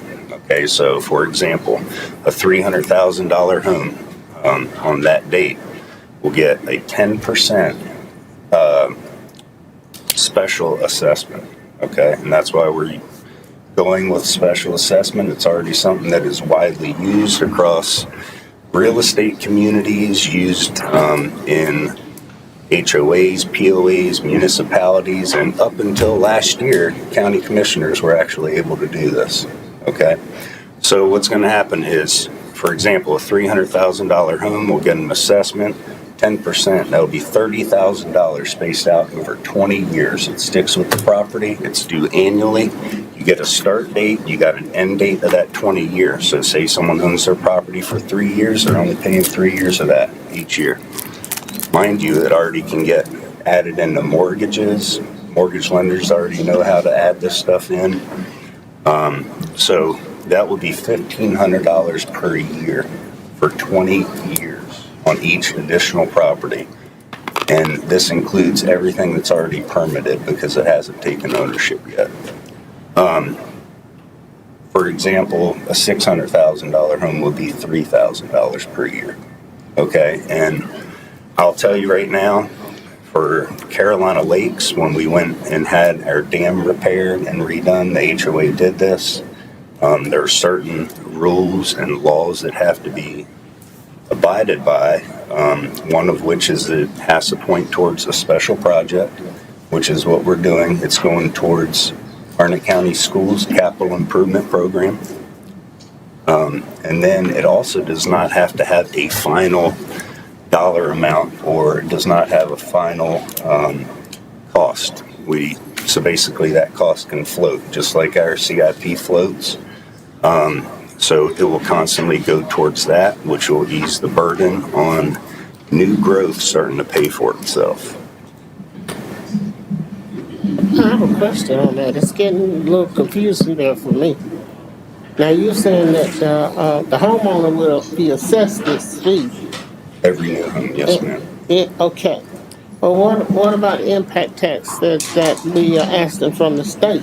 So that state, we're asking, of course, I do know that it's got to go through the General Assembly before we get it. And from what I heard last week in the meeting, they're not going to do it. Well, from last week, my many talks and staff, chairman and I, kicking this around, talking with Senator Bergen and our representatives and pitching this right here is actually probably the most probable thing that can and will pass. Well, I'm not going to disagree with it, but it does seem like we are assessing the citizen instead of these contractors here in this county. And these contractors in this county, they are the ones that causing the problem. They are the reason these people having to pay so much in their taxes. Ma'am, you cannot stop them from building homes. I know that. I know that. This is a way to recover and assess the impacts on the resources and infrastructure that we have. And this is a legal and probably one of the only legal ways that we have about doing it, because researching every single loophole, even seeing this one and it being closed to us last year, this is something that can be implemented. This is something that the powers have been there before. We can easily do, and it makes the most sense. And this is capturing new homes. This is the new growth that is coming. So this is only new homes. As soon as it takes new home ownership, occupancy. So Then we'll be told that this yes, fee is ma'am. being added, And right? realtors will have to disclose that there are special assessments, and it'll be widely known that there's a special assessment in Harnett County, and possibly this may be taken up statewide and implemented statewide. Well, I do like the fact that the current residents are not taxed, because all the growth in Harnett County, the current residents are taxed equally for all that growth too. So the current residents are not being taxed for this new growth at that point in time, in a sense. You're taking away some of the burden from. You're taking away current some of the citizens. debt, the new debt services, the new growth, the new infrastructure that we need, and you're able to finally put it into a pot that will offset the property taxes of everybody that's a human on a tax farm that has to contribute towards that. And we can't even maintain what we have, let alone plan for what we need. And this is a way that we can kind of grasp that. And correct me if I'm wrong, Ms. Kimberly, this may be something that Davenport will look very favorably towards if we're able to project out income for 20 years. The markets would, and the rating agencies review our bonds or our credit rating. So this is multifaceted. Do we have to vote on that? This is Just the today? resolution. Well, I'm going to make a motion on item, the one we did, the 1,500, was it F, right? Yes, that's under F, the impact fee. I'm going to make a motion to table F until we'll bring it back up another time once we see how this one goes. Second. Motion is second to table F. I can agree with that. All in favor say aye. Aye. Motion carries. So we're going to table F for right now. Yes, sir. Now, we're on at item G that we just talked about, so. And mind you, it's not an impact fee. When I talked to Senator Bergen, and he had mentioned this to some of his peers, the reason also why for the $1,500 waiving of that fee, it's kind of like a negotiation piece. We're giving something kind of in order to get something, but we will definitely get a lot more off of doing it this way. All right. And mind you, I want to also reiterate, this allows us to capture everything that is already permitted. And when it hits the ground, we'll be able to collect. So this, if we were able to get it through, it would go effective immediately, and any lots out there that were starting until they would be accountable once the CO was had. Okay. Any further discussion on item G? I think we should table this, like we tabled the other one. See, we get a better understanding of what we are doing here. Because either way you explain it, I don't care what Senator Bergen or anybody say, the money is going to be paid by the individual homeowners that are building these houses. So, and then there again, we're going to be sitting up here with taxing them for this money, and the contractors. Ma'am, it's not taxing them. It is a special assessment. It is a fee that goes towards a project, which is going to be educational infrastructure growth. I'm not which against it, which is a have much better needed understanding. project and which is an emergency need of the county. It's an emergency need. I agree with that. I'm not saying that's not true, but I need to, just me, I need to analyze it more. How it's gonna affect the I citizens. really don't see what there is to analyze in order for us to use a tool that is going to literally capture and implement every single thing that we've discussed and talked about. Are you saying that this can be implemented this year? Yes, ma'am. I'm saying this right here may save Harnett County and may save other counties with all the explosive growth that we have, so we don't trickle down the debt services that we need to afford schools and everything else to the taxpayers that are already here. County manager would like to. Chairman, I think one thing, the special assessment resolution that you're considering, since it was not on the agenda, it would have to go under new business in order to be approved, because it is not on the agenda right now. So as far as voting on it, we need to wait when we get to new business because it was not added when we approved the agenda. And that's something that's because we've been. It's just a discussion right now. We've been working on this. We've been trying to kick the can down the road or kick the can around, trying to figure out every possible way, every solution that we can in order to handle the things that we're faced with.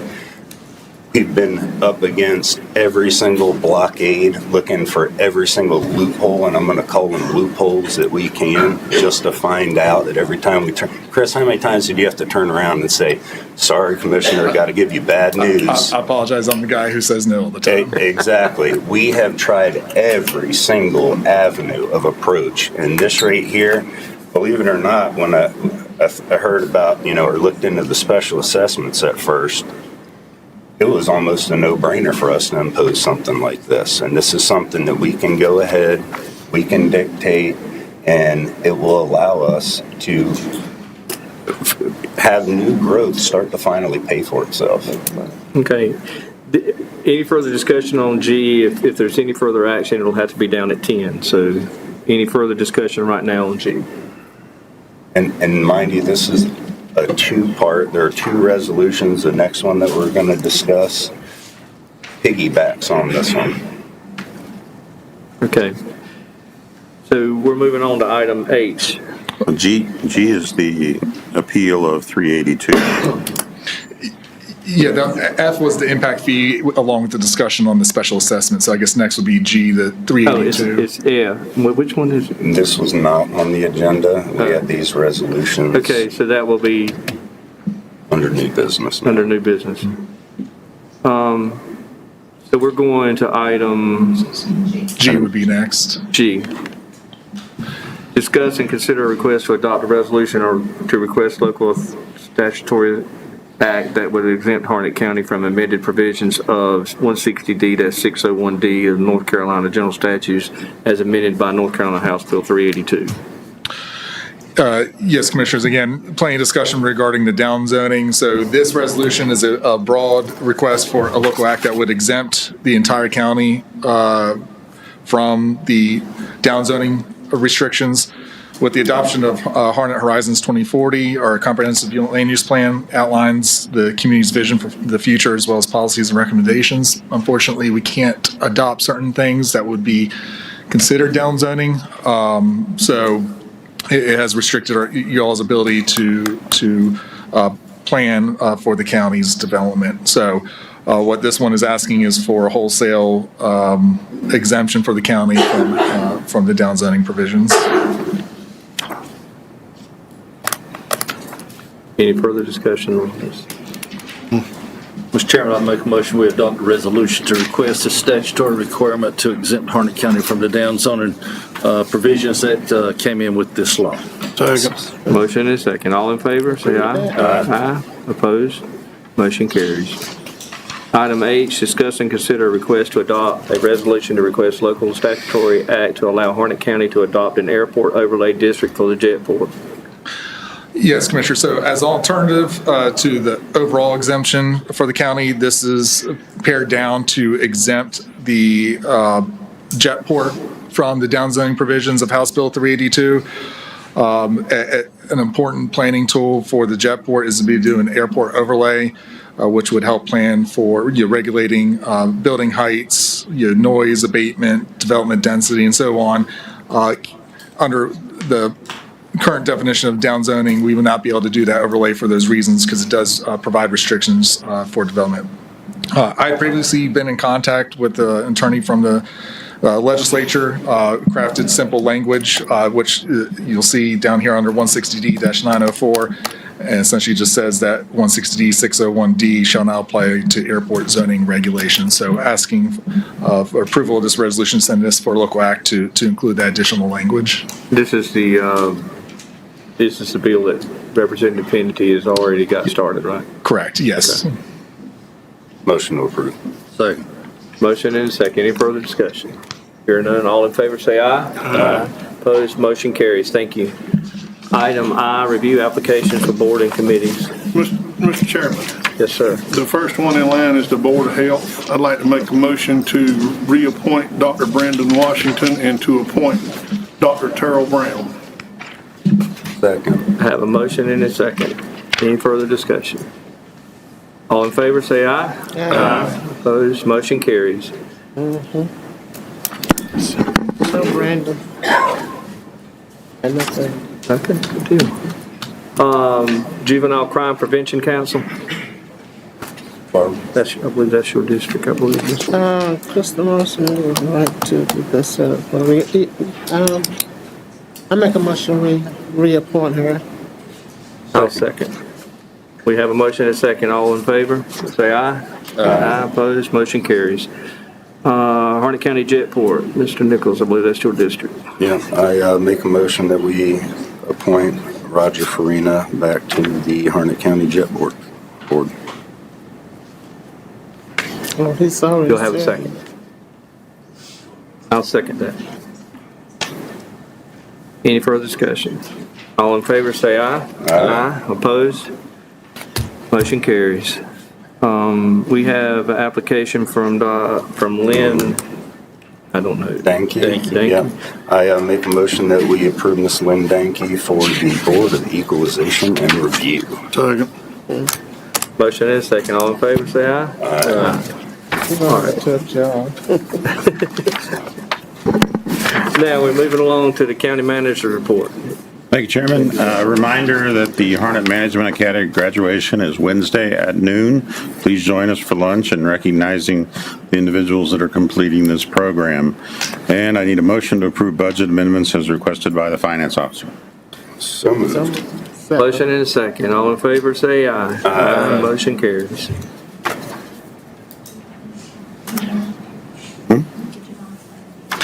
Oh, yeah, I forgot about the video.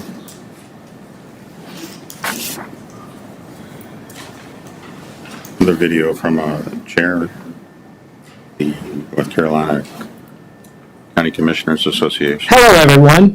Thank you for joining us for the NC County's Care Forum on Rural Health Care on March the 27th. We are grateful that you took the time to be a part of such an important conversation for our communities. Throughout the afternoon, we heard valuable insights from North Carolina healthcare leaders from the North Carolina Department of Health and Human Services, ECU Health, representatives from our local health department, as well as our partner from Carolina Demography, Dr. Nathan Dollar. Together, these voices helped highlight both the challenges and the opportunities facing rural health care in our state. Whether during the panel or small group discussions, the attendees' perspectives and experiences are what make these forums meaningful and impactful.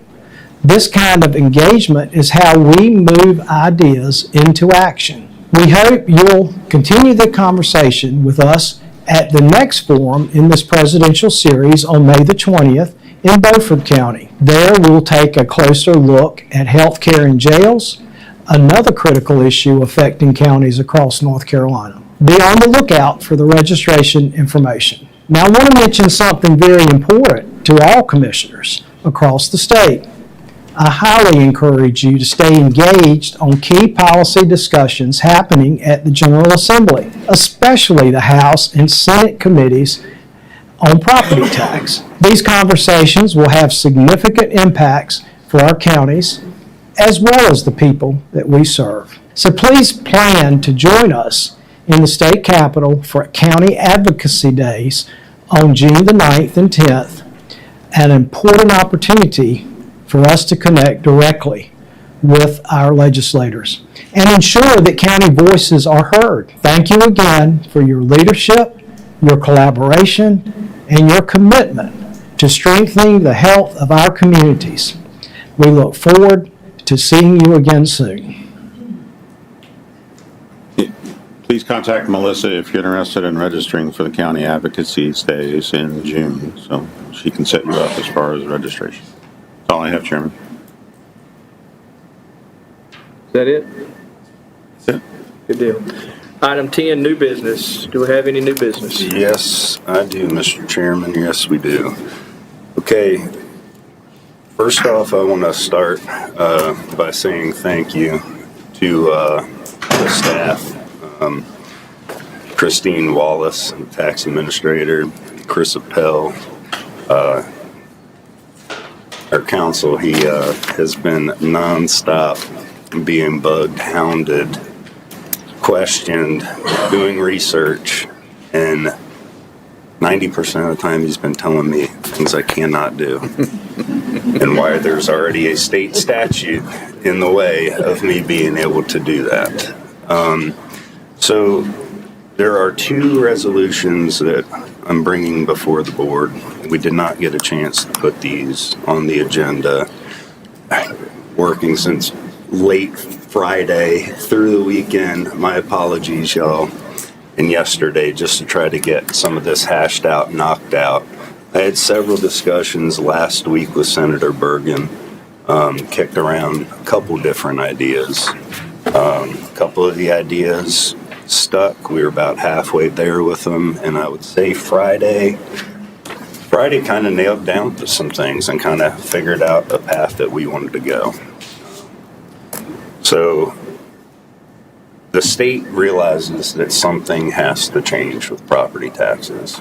They understand. They're looking for options. They are looking for different ways of doing things because it's obvious and apparent that the way that we are currently doing things or have been doing things are not fair, not equitable, not just. Someone has a complaint in some shape, fashion, or form.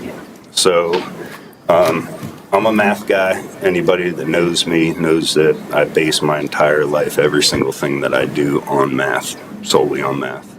I simplify equations, everything's an equation, and I try to find a solution.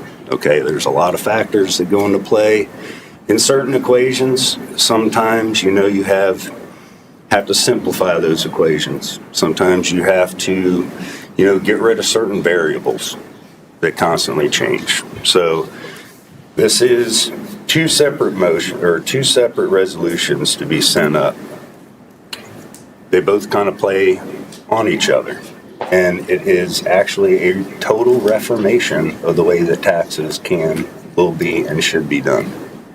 So the first one we kind of already discussed, and that would be to allow the county commissioners here in Harnett County, in order to impose a special assessment. Special assessments are tools that are used in real estate, and we were honestly able to make a special assessment like this up until last year, and a state statute now prohibits us from doing so. So now we are asking permission for that to be amended for us. And what this special assessment will do, it will point towards funding for educational infrastructure that is much needed in the county. The special assessment. So, new homes, including those that are already permitted, once they get a certificate of occupancy, they get their first ownership. And we're talking about new homes, new construction. They will be imposed with a 10% of the values special assessment. And as Chris said, special assessments can be spaced out up to 30 years. We are not going to do that. We're going to space it out over 20 years, and it stays congruent with the property. It does not stay with the homeowner. So someone may be in that home for 3 years, another person 7, and there's still 10 more years left on that special assessment that's due. You can see many different examples across the state where special assessments have been done, locally, dam repairs, anything like that. The project does not have to have a final total amount. However, it does need to point towards a project and be designated for that.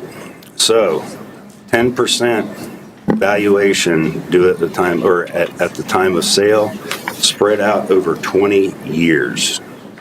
So instead of a $1,500 one-time impact fee, which would be literally a drop in the bucket, something that really isn't going to do a whole heck of a lot, especially with all the homes that we have coming.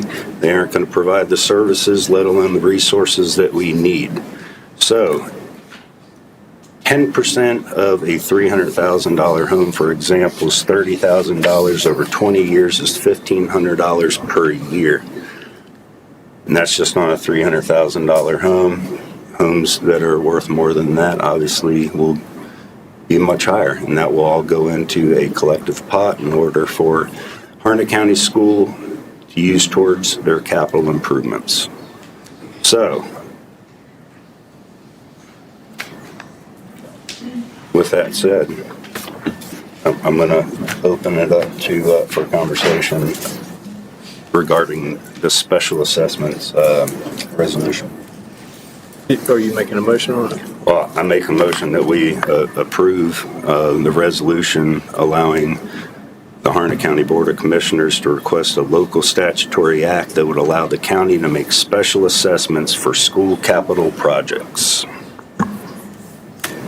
I have a motion. Will this be voted on by the citizens as well? It's just the county commissioner? This will be going up actually to the state. It will go to, I believe, a special committee at the state that will vote on this and either bring this forward as a local bill, which will allow Harnett County to do this, or this could be a possible or potential option for the state if they wish to implement it across the state. And Commissioner, just to clarify, so if this look like were to be adopted and it follows Article 9, like the other special assessments, what it do is you all would adopt a resolution to be able to do an assessment. It would public notice and a public hearing, but you all would hold the authority to issue the assessment. Different than the referendum, which requires a vote, or the old way of doing the other special assessment, which was by petition. So under this one, it would be initiated by the commissioners. Let me clear this up one second. We can't make no motion now. I'll second the motion so we can have the official discussion. So I think you just answered my question, but let me be sure. So am I hearing that this special assessment, the decision on whether or not to put that into place rests with this Board of Commissioners, and it would not have to go to Raleigh. It would not be, it would be on the local level. This way, the way it's written is to be able to do it like the other special assessments for water, sewer, street, roads, all those. Thank you. We have to be approved first, though, in order to do this. Right now, like, if we wanted to implement a special assessment on June 25 last year and do this, we could have done that, but I believe that we need approval from still state, correct? For the old way of doing it?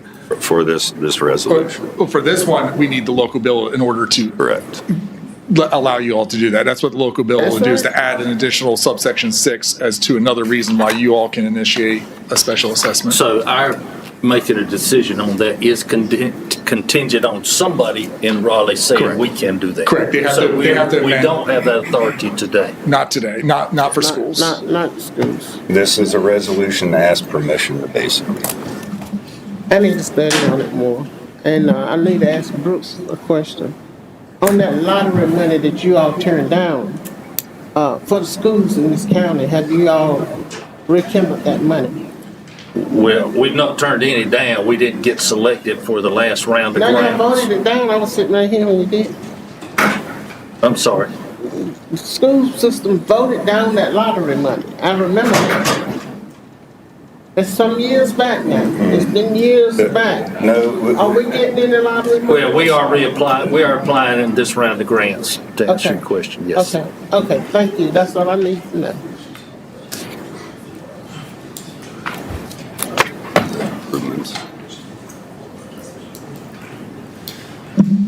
All right, I have a motion and a second on this. Any further discussion?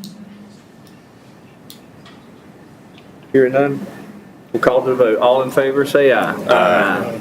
Opposed? Motion carries. All right, and then the second resolution. All right, y'all put your seatbelts on for this one. Had to put mine on for the last one. So. Well, this right here goes hand in hand, kind of like what I said, discussions across the state about obviously something has to change. They're looking for options on way to do things.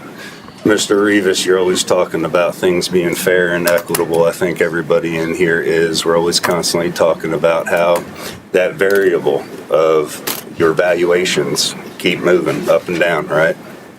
So, all right. Proposal.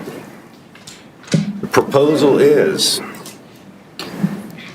well, here, I'll go ahead and simplify it since I know. You want me to simplify it? Or do you want to go ahead? After you, Commissioner. Okay.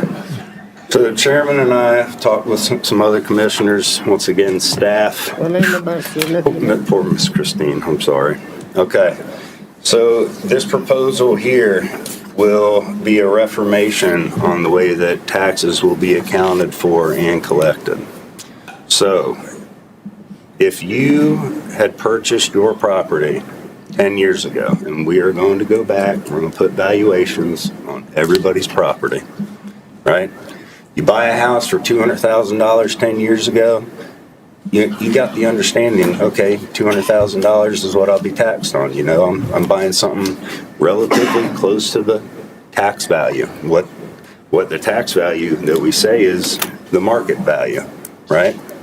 So you purchase it on that date. That's kind of what you expect. That value should stick with you, stick with your property from then on. You should not have valuations fluctuate. You shouldn't be being taxed on unrealized gains because your neighbor bought the same property today for $600,000, okay? They're buying that property for $600,000, realizing that they're going to be taxed on $600,000, okay? They're already aware of that. They've already got that in their mind, and they're fully ready to do that. So, we're going back to valuations at the time you purchase the property. Ownership is when the values will change. When you change ownership, when your house sells, that new person buying your home will now have a value as of that day that will be their tax value on that property, and it will stay with them until it sells, okay?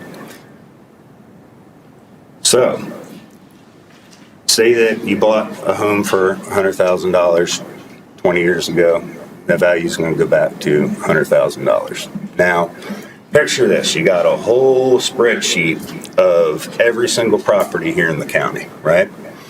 We go through and we do these revaluations, and that constantly change. That's a variable in that equation that is constantly changing. Now, if we can go through and put a value, like Matt Nickel purchased a home for $230,000, that value should stick right there at $230,000, whether I make improvements or not, because everything is unrealized until I would sell it, okay?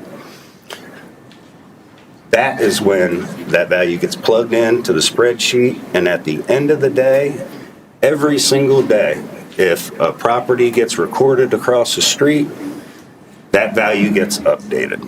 And every day, up to the day, we know the values in this county without having to do a reappraisal every 4 years and change these values. This will give us an up-to-date value on what the county's worth, what assets we exactly have. That will give us a clear picture on what the tax rate should be. And it should actually be more fair to people, because Mr. Jerry, you're complaining, or not complaining, because your arguments are totally fair. You bought a property for 30 grand 40 years ago, now it's worth $3 million. I mean, goodness gracious, people are being taxed out of their house. The fair and equitable way to do it is you have a value on your property, then the commissioners get those values, we figure out our budget, and then we set the tax rate on that. That's exactly how I believe it should be done. I've pitched this to legislators, a couple different groups.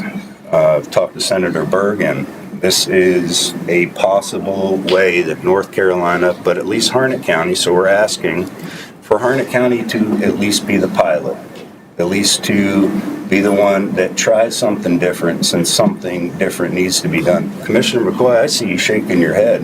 When this actually benefits literally everybody, it comes down to even the property renters, because that extra tax value does not have to get transferred down to them. You let me say this. Yes, ma'am, please. You base it on the value of a home that you bought 30 or 40 years ago. What if you have invested in that home, add more value to that home? What happens to that? That's unrealized value until you sell that house. I think that people should be able to make improvements to their property. Why are we going to go ahead and tax them on the improvements that they've gone and made to their property until they sell that? Well, what happens to the value that the tax department has set on these homes now? Exactly. That values could drop. And if the value of that house drops, what happened to the tax base that we have to run the county? Exactly, ma'am. Now, And it's got to come from somewhere. and you're exactly right. And that's where, say, a $100,000 home 30 years ago, and you're paying 59 cent, and the value now is what, 300,000, or we're paying 59 cent levy rate. You take that back down, yes, you're going to have to raise that levy rate up. But I'll tell you, 75 cents on $100,000 is a heck of a lot less than 59 cents on $300,000. Well, I think it's worth discussing, but you can present that to us today and for us to make that decision, because I think that we need to analyze both sides of the issue. Ma'am, I don't know how to explain that this is probably the most fair and equitable way. Senator Bergen worked out and all of that kind of stuff. I mean, he didn't act like he was too concerned about anything at the meeting the other day about helping us with no taxes or whatever.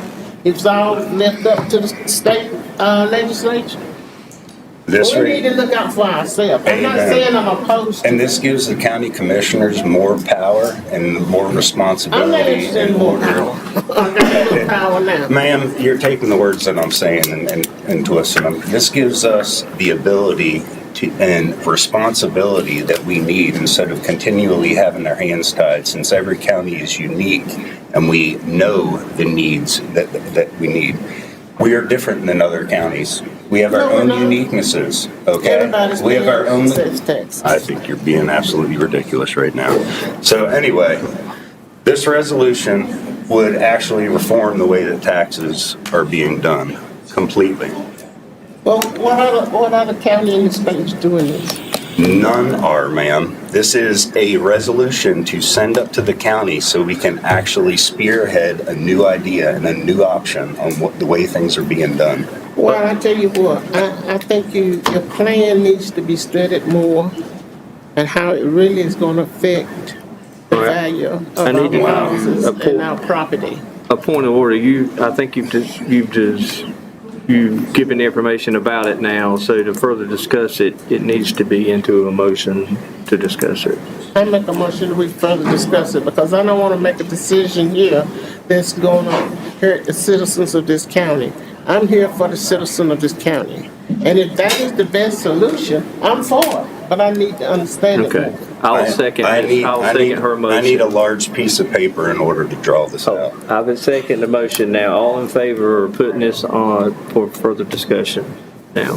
Yeah, second. We have a motion and a second, so now let's discuss it. Now you can get into all the nitty gritty y'all want to get into. We needed to do that as a point of order. Outstanding, okay. Now, ma'am, what are your concerns so I can clearly and concisely answer them? Do we have to discuss it today? Yeah, ma'am, this is something that is extremely important, something that is a big deal, that is on everybody's topic of concern I right now. understand that. I pay taxes here.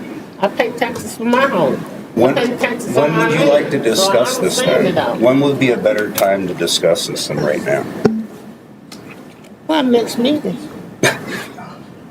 No, ma'am. We are here right now. We are going to discuss this. Well, you This- don't do what you This wanna is do. something a lot of work has been put That's into. what you're gonna do. So, You're affecting people's lives. Let me make sure I understand. So we would be if we were to adopt this resolution, we would be requesting that whenever I bought my home, whatever the value was then, that's what would be showing on the county's books. Is that And right? that is correct, and there are ways to figure that out. Every time a deed is recorded, it is stamped with an excise tax stamp. And it used to be one for every $500, so you can go back and look at every single deed here in the county and get a pretty darn close on the valuations of what people had paid. So then, staff, the county would be able to go back and have a firm figure as to what the appraised value was of all the properties that would be taxed. Correct. So then it would be up to the commissioners, once a budget proposal is adopted, it would be up to the commissioners to set a tax levy that would be able to meet those needs. Yes, sir. Okay. So if I understand what you're saying here, we would not have to pay that $2 or $3, whatever $1 million to have the reappraisals done every year. Correct. Correct. What would happen is, I discussed it with Christine, quarterly, and mind you, it would be a, whatever title she wants to give this person, a county tax appraiser, whoever would be in this office that would maintain and look at this, be in constant contact with the Register of Deeds anytime that ownership would change. They would constantly update this, but quarterly scrub it, do an audit. And then annually, they would do an audit, go back finally through it, and then that's when they present the schedule of values, or the values, to the Board of Commissioners, which we would then approve. And we would know, honestly, up to the day on exactly what the value was, every single day across the county. One more question. Yes, ma'am. Suppose a homeowner has updated their house from the time that they bought that house, and the value of it is going to be wiped away. What value? You're talking about unrealized value. You are putting a value on that property by looking at it without those people selling it. You cannot tax them on unrealized gains. So that, what I understand you're saying is that I built my house for $90,000, and it doesn't matter how much I add on to it, until I decide to sell that house, that value's not captured. Correct. Why would it be? You're adding improvements to Just for your my own, property. yeah, I got you. Your property. I mean, the value does not need to be there. That's why we constantly have these fluctuating valuations, and you get everybody has a reason to be uproared. You know, my neighbor buys a house right next to me that ups my value that I'm getting taxed on. That is extremely unfair. That's not something that people that are on fixed incomes or people who are retired who have been planned their entire lives, and you get a plan, you know how much you can afford, and then that gets disrupted and changed, okay? So, and there's also a caveat to this too that I want to mention. We had also discussed, because there's several what-if scenarios that happen, and we've been trying to nail these down. That's why this is was more along the lines of a draft resolution, but we wanted to get something out in front of people today. So when ownership transfers, so inherited properties is a big question that comes up. So say there's a family farm here in the county, you have an inherited property, and that property has been taxed, you know, at that $300,000, you know, for years, like we're saying. What happens when, you know, the parents die, they leave it to their kids? That value needs to stick with the property, because someone's going to be inheriting a tax burden on something that they cannot afford if we go to a revalue on present day. And what's going to end up happening is people have to sell. And we've seen that across the county. People are being taxed out of their homes. People are being taxed out of their homes because they cannot plan. They cannot factor in these variables that constantly are changing. And it simplifies the equation. Instead of us looking at these variables that change and get these numbers and then we adjust, we already have the numbers. We can adjust the tax rate right there, and it's fair for everybody. Can we let Christine speak? He's looking for something to say. Yeah, do you have a specific question you want me to answer? No, I mean, yeah, I do. Okay. What happens to the tax revenue that we need to run this county? I believe what Commissioner Nickel is suggesting is that you adjust the tax levy to meet the needs of the budget based on the values that are assigned.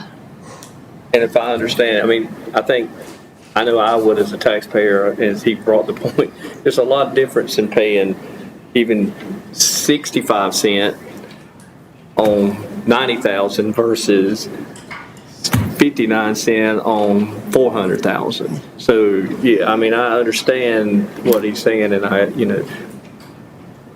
It's realized, though. People who are getting new ownership are realizing and assuming that tax burden because they know it at the time.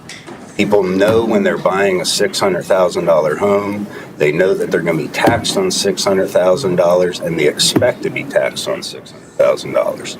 People buying a $200,000 home take that into consideration, and that's what they expect. When you buy a $200,000 home 5 years ago, you sure as heck don't expect to be paying taxes on $400,000. Now, mind you, you're not being taxed on the $400,000. That's a value that we made up, and we're go ahead and putting it out there. I mean, that is a variable that can be adjusted, manipulated, and that is based off of market value. So if I understand this, okay, say my parents own 500-acre tract of land, and they die and I inherit it. And the reason I have to sell that is because I can't afford the tax on it. And so now I've just contributed to having 2 or 3 more subdivisions in the county. What I understand you're saying, if I inherit it, as long as I don't retail it and sell it, I still pay the tax that they were paying. Okay. Now, that's why this is a whole new way and a reform on taxes, because the way things have been done cannot keep going. I think we can all agree on that. So this is an option. This has been presented. by two people that will be making these decisions, who gladly tell me no any which way or come up with an excuse. And if this is a viable option or a possibility, I think this is probably the most fair and equitable way that anybody can ever do taxes, and probably in the nation. So, But I say it would help me. I'll be honest with you. It would help me, but I'm just wondering about what would it do to the county. Well, if I may, I have one quick question. And you may have covered this and I just didn't hear it. Okay, if we send this to Raleigh, they approve it, we bring it back down here and we implement it. Okay, take my farm, for example. Am I gonna be taxed on what I'm doing now or what I paid for it 15 years ago? 15 years ago. Okay, so I would have a substantial reduction in my property taxes. You will. Obviously, the tax rate, coming, will have to be raised. Everybody's going to have to understand that. Tax rates will be raised, but you will pay a substantial amount less. I mean, 100,000, 75 cents on 100 grand is a lot different than 59 cents on 350. So what you're proposing is adjusting the levy to offset the loss of revenue? Yes, sir. We will be able to finally do our jobs as commissioners and set a levy rate in accordance with the values and the budget. Simplified the equation. But we're gonna set a levy rate, that's for sure. That's not gonna go away. Mr. Matthews? Would that levy rate stay the same? No. But it will be fair and equal for everybody that way. All right.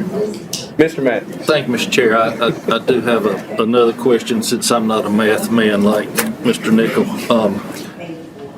Obviously, the levy will have to be increased dramatically, in my opinion. What does that do for the low wealth funding formula that cost us the $5.5 million several years ago? Generally, the low wealth, the higher your levy amount is better for the calculation. That's what I thought. But I would imagine that they'll make changes to that formula if this was adopted across the state. So I would expect that formula would have to be modified, because there are so many factors that relate to the valuation that exists within your county, and your levy rate, and how much you're putting towards the schools. So I would expect they'd have to change that. But you're right, the levy rate over time would have to increase. And I can't remember since we're so far from it, I can remember there's a max levy amount right now as well. So the state likely would have to increase that levy amount in the future. And this would really, the way I look at this, it would, over time, have to continue to increase the levy in order to do that, because there's no revaluation that occurs on a complete scale. And so therefore, and that was the question I had, is how many parcels change hands? So how many are actually having a new value assessed on them? So 10% of our properties, 20% of our properties, and that'll tell you how fast we're going to make modifications on a bigger scale than we do now, where it's 100% reval. You may only be looking at 10% of the properties that are reval. But Simple math, though, just looking at the growth that we've had over the last 10 years and the amount of new homes that we've had, if you just take that into consideration with the values that we've had, that right there more than offsets what's going on. And the continual, every time a new home is transferred to ownership, you are updating that. Sure, I understand. You're updating that cost, and you're. No, I understand the concept.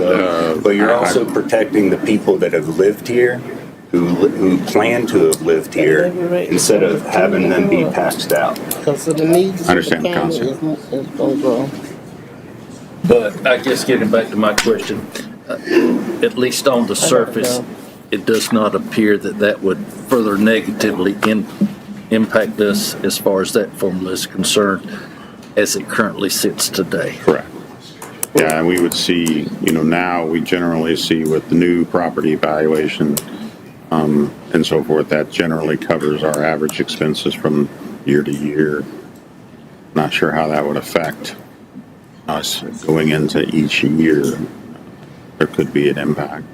But as you stated, it's all manageable by the levy rate. The board would have to be aware that related to making modifications to the levy rate each year. And I also want to Tarantino back to what I said before these two, that it's a two-part.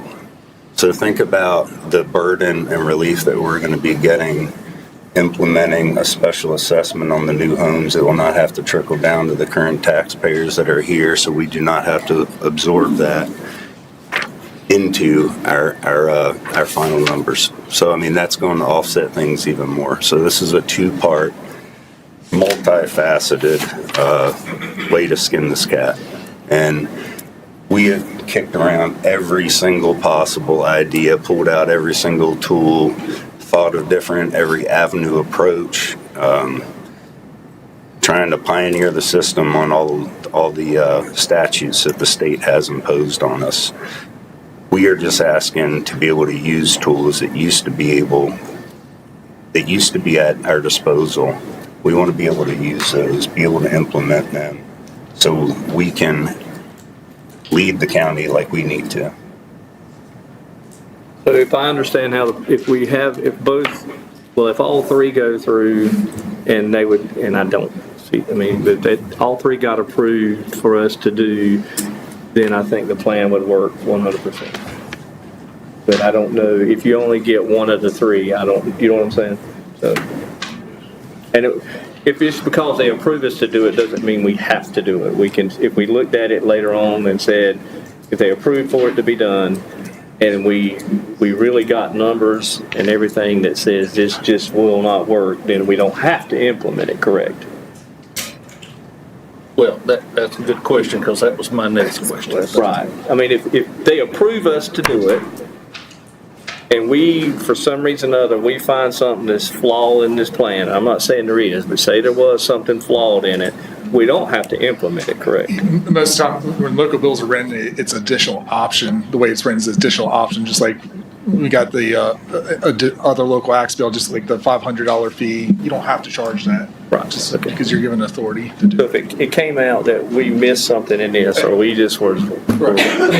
Again, so it was just on a purely local level, giving an option to do a different reappraisal process in addition to the current, what the current statute says, then yes, it would be optional. Of course, you know, if this took over statewide, then you're changing the whole thing. All right. And the county would be the one in charge of You had to do them individually. what increases in the levy rate that we will be inheriting, right? In practice, what you'd have to do is you'd have to do an annual reappraisal for all things that are sold, adopt a schedule of values each year, and then set your levy rate. So you doing it every year, as opposed to what we're doing every 4 years. Every 4 years. We already approved. All right, so going back to the two resolutions now. Do we vote on the first one? Yes. We voted You on. you voted on the first one, which was the assessments. That was approved. Special assessment. That was approved. Okay. Mr. Chairman, I make a motion that we approve a resolution for the Harnett County Board of Commissioners request a local statutory act to allow Harnett County to establish real property reappraisal tax reform. All right, I have a motion. Do I have a second? Mr. Chairman, based on the information that this would provide us an option, but not necessarily be binding as we get into this and really look at the details, I will second it. All right, I have a motion and a second, and if there's any other discussion, I agree with Mr. Matthews. I'd like to see it further, and if we determine at a later time that this is just not something that can be implemented, we don't have to implement it, but at least we'd have it as an option. Our goal would be to take the burden off the current citizens as much as we possibly could, so. I can agree with that. Give us a chance to analyze how it's going to affect the citizens of this county and how it's going to affect our tax revenue as well. So we have an option to analyze it before we set the final approval. Yes, ma'am. Any further discussion? Mr. Chairman, I have one question. Just my understanding in the way it's written, this does not apply to commercial. Is that correct? That is correct. That is correct, right? Correct. Any further discussion? All in favor, say aye. Aye. Opposed, no. Motion carries. Thank you. All right. Do we have a need? We're into commissioners' comments. I always tell somebody else to start it. I'll start it this time real quick. I just want to ask you, as citizens in this county, you've heard that we're going to send some resolutions to our representatives. We've just asked that you would make contact with them if you support them or if you don't, either one. But at least let them hear from you that, we have asked them to help us out with this. We do appreciate each and every one of you coming, and, we actually, some people might not believe so, but we actually do care and try to help as much as we possibly can. Sometimes our hands are tied, and sometimes you don't know the reasons why we have to do some of the things we do, but we are trying to make this county better. And we do recognize that the growth in this county has put a big burden on the county, and we're trying to make that fair and impartial out there where everyone has to pay. And like the 1 cent tax that we asked, sales tax, and they'll laugh because I told them one of the reasons I was for it. I said even the crack dealer out there that's selling dope has to pay tax on the 1 cent sales tax because he goes and buys stuff in Harnett County too. So I just think the 1 cent sales tax is it makes everybody that purchases anything, and you only pay it if you buy something. So that was one of the reasons we were pushing that out. Ms. I just want to say, Commissioner Nichols, it's not that I disapprove of your plan. I don't make decisions based on my constituents' life without analyzing how that's going to affect their lives. So I'm grateful that we made a decision that we can discuss this again, see the ins and outs of it, and move on and try to do what we can to help the citizens here. I too pay taxes in this county. I got land in this county, and I pay county taxes as well as town taxes. So don't misunderstand that these taxes are hurting me too, and it's hurting my whole family. What I have accumulated over the number of years, I hope to give it to my kids once I leave this world. But I don't want it depreciated so that it will not be a barrier to them. Because my husband and I have worked hard all our lives to get to the point that we're at today. And I think everyone sitting in this audience feel the same way. So that's all I got to say. Mr. Morris. Thank you all for coming and being patient with us. I know we've gone a little longer this morning, but trying to work through these details. Mr. Matthews. Thank you, Mr. Chairman. Yes, I would like to echo some of the comments that have already been made and go on record to thank you and the Vice Chair for hearing the concerns of our citizens surrounding the recent property reevaluation that we had and the pending concerns over possible increases in property taxes and exhausting all means possible to try to explore whatever avenues there might be to seek some relief.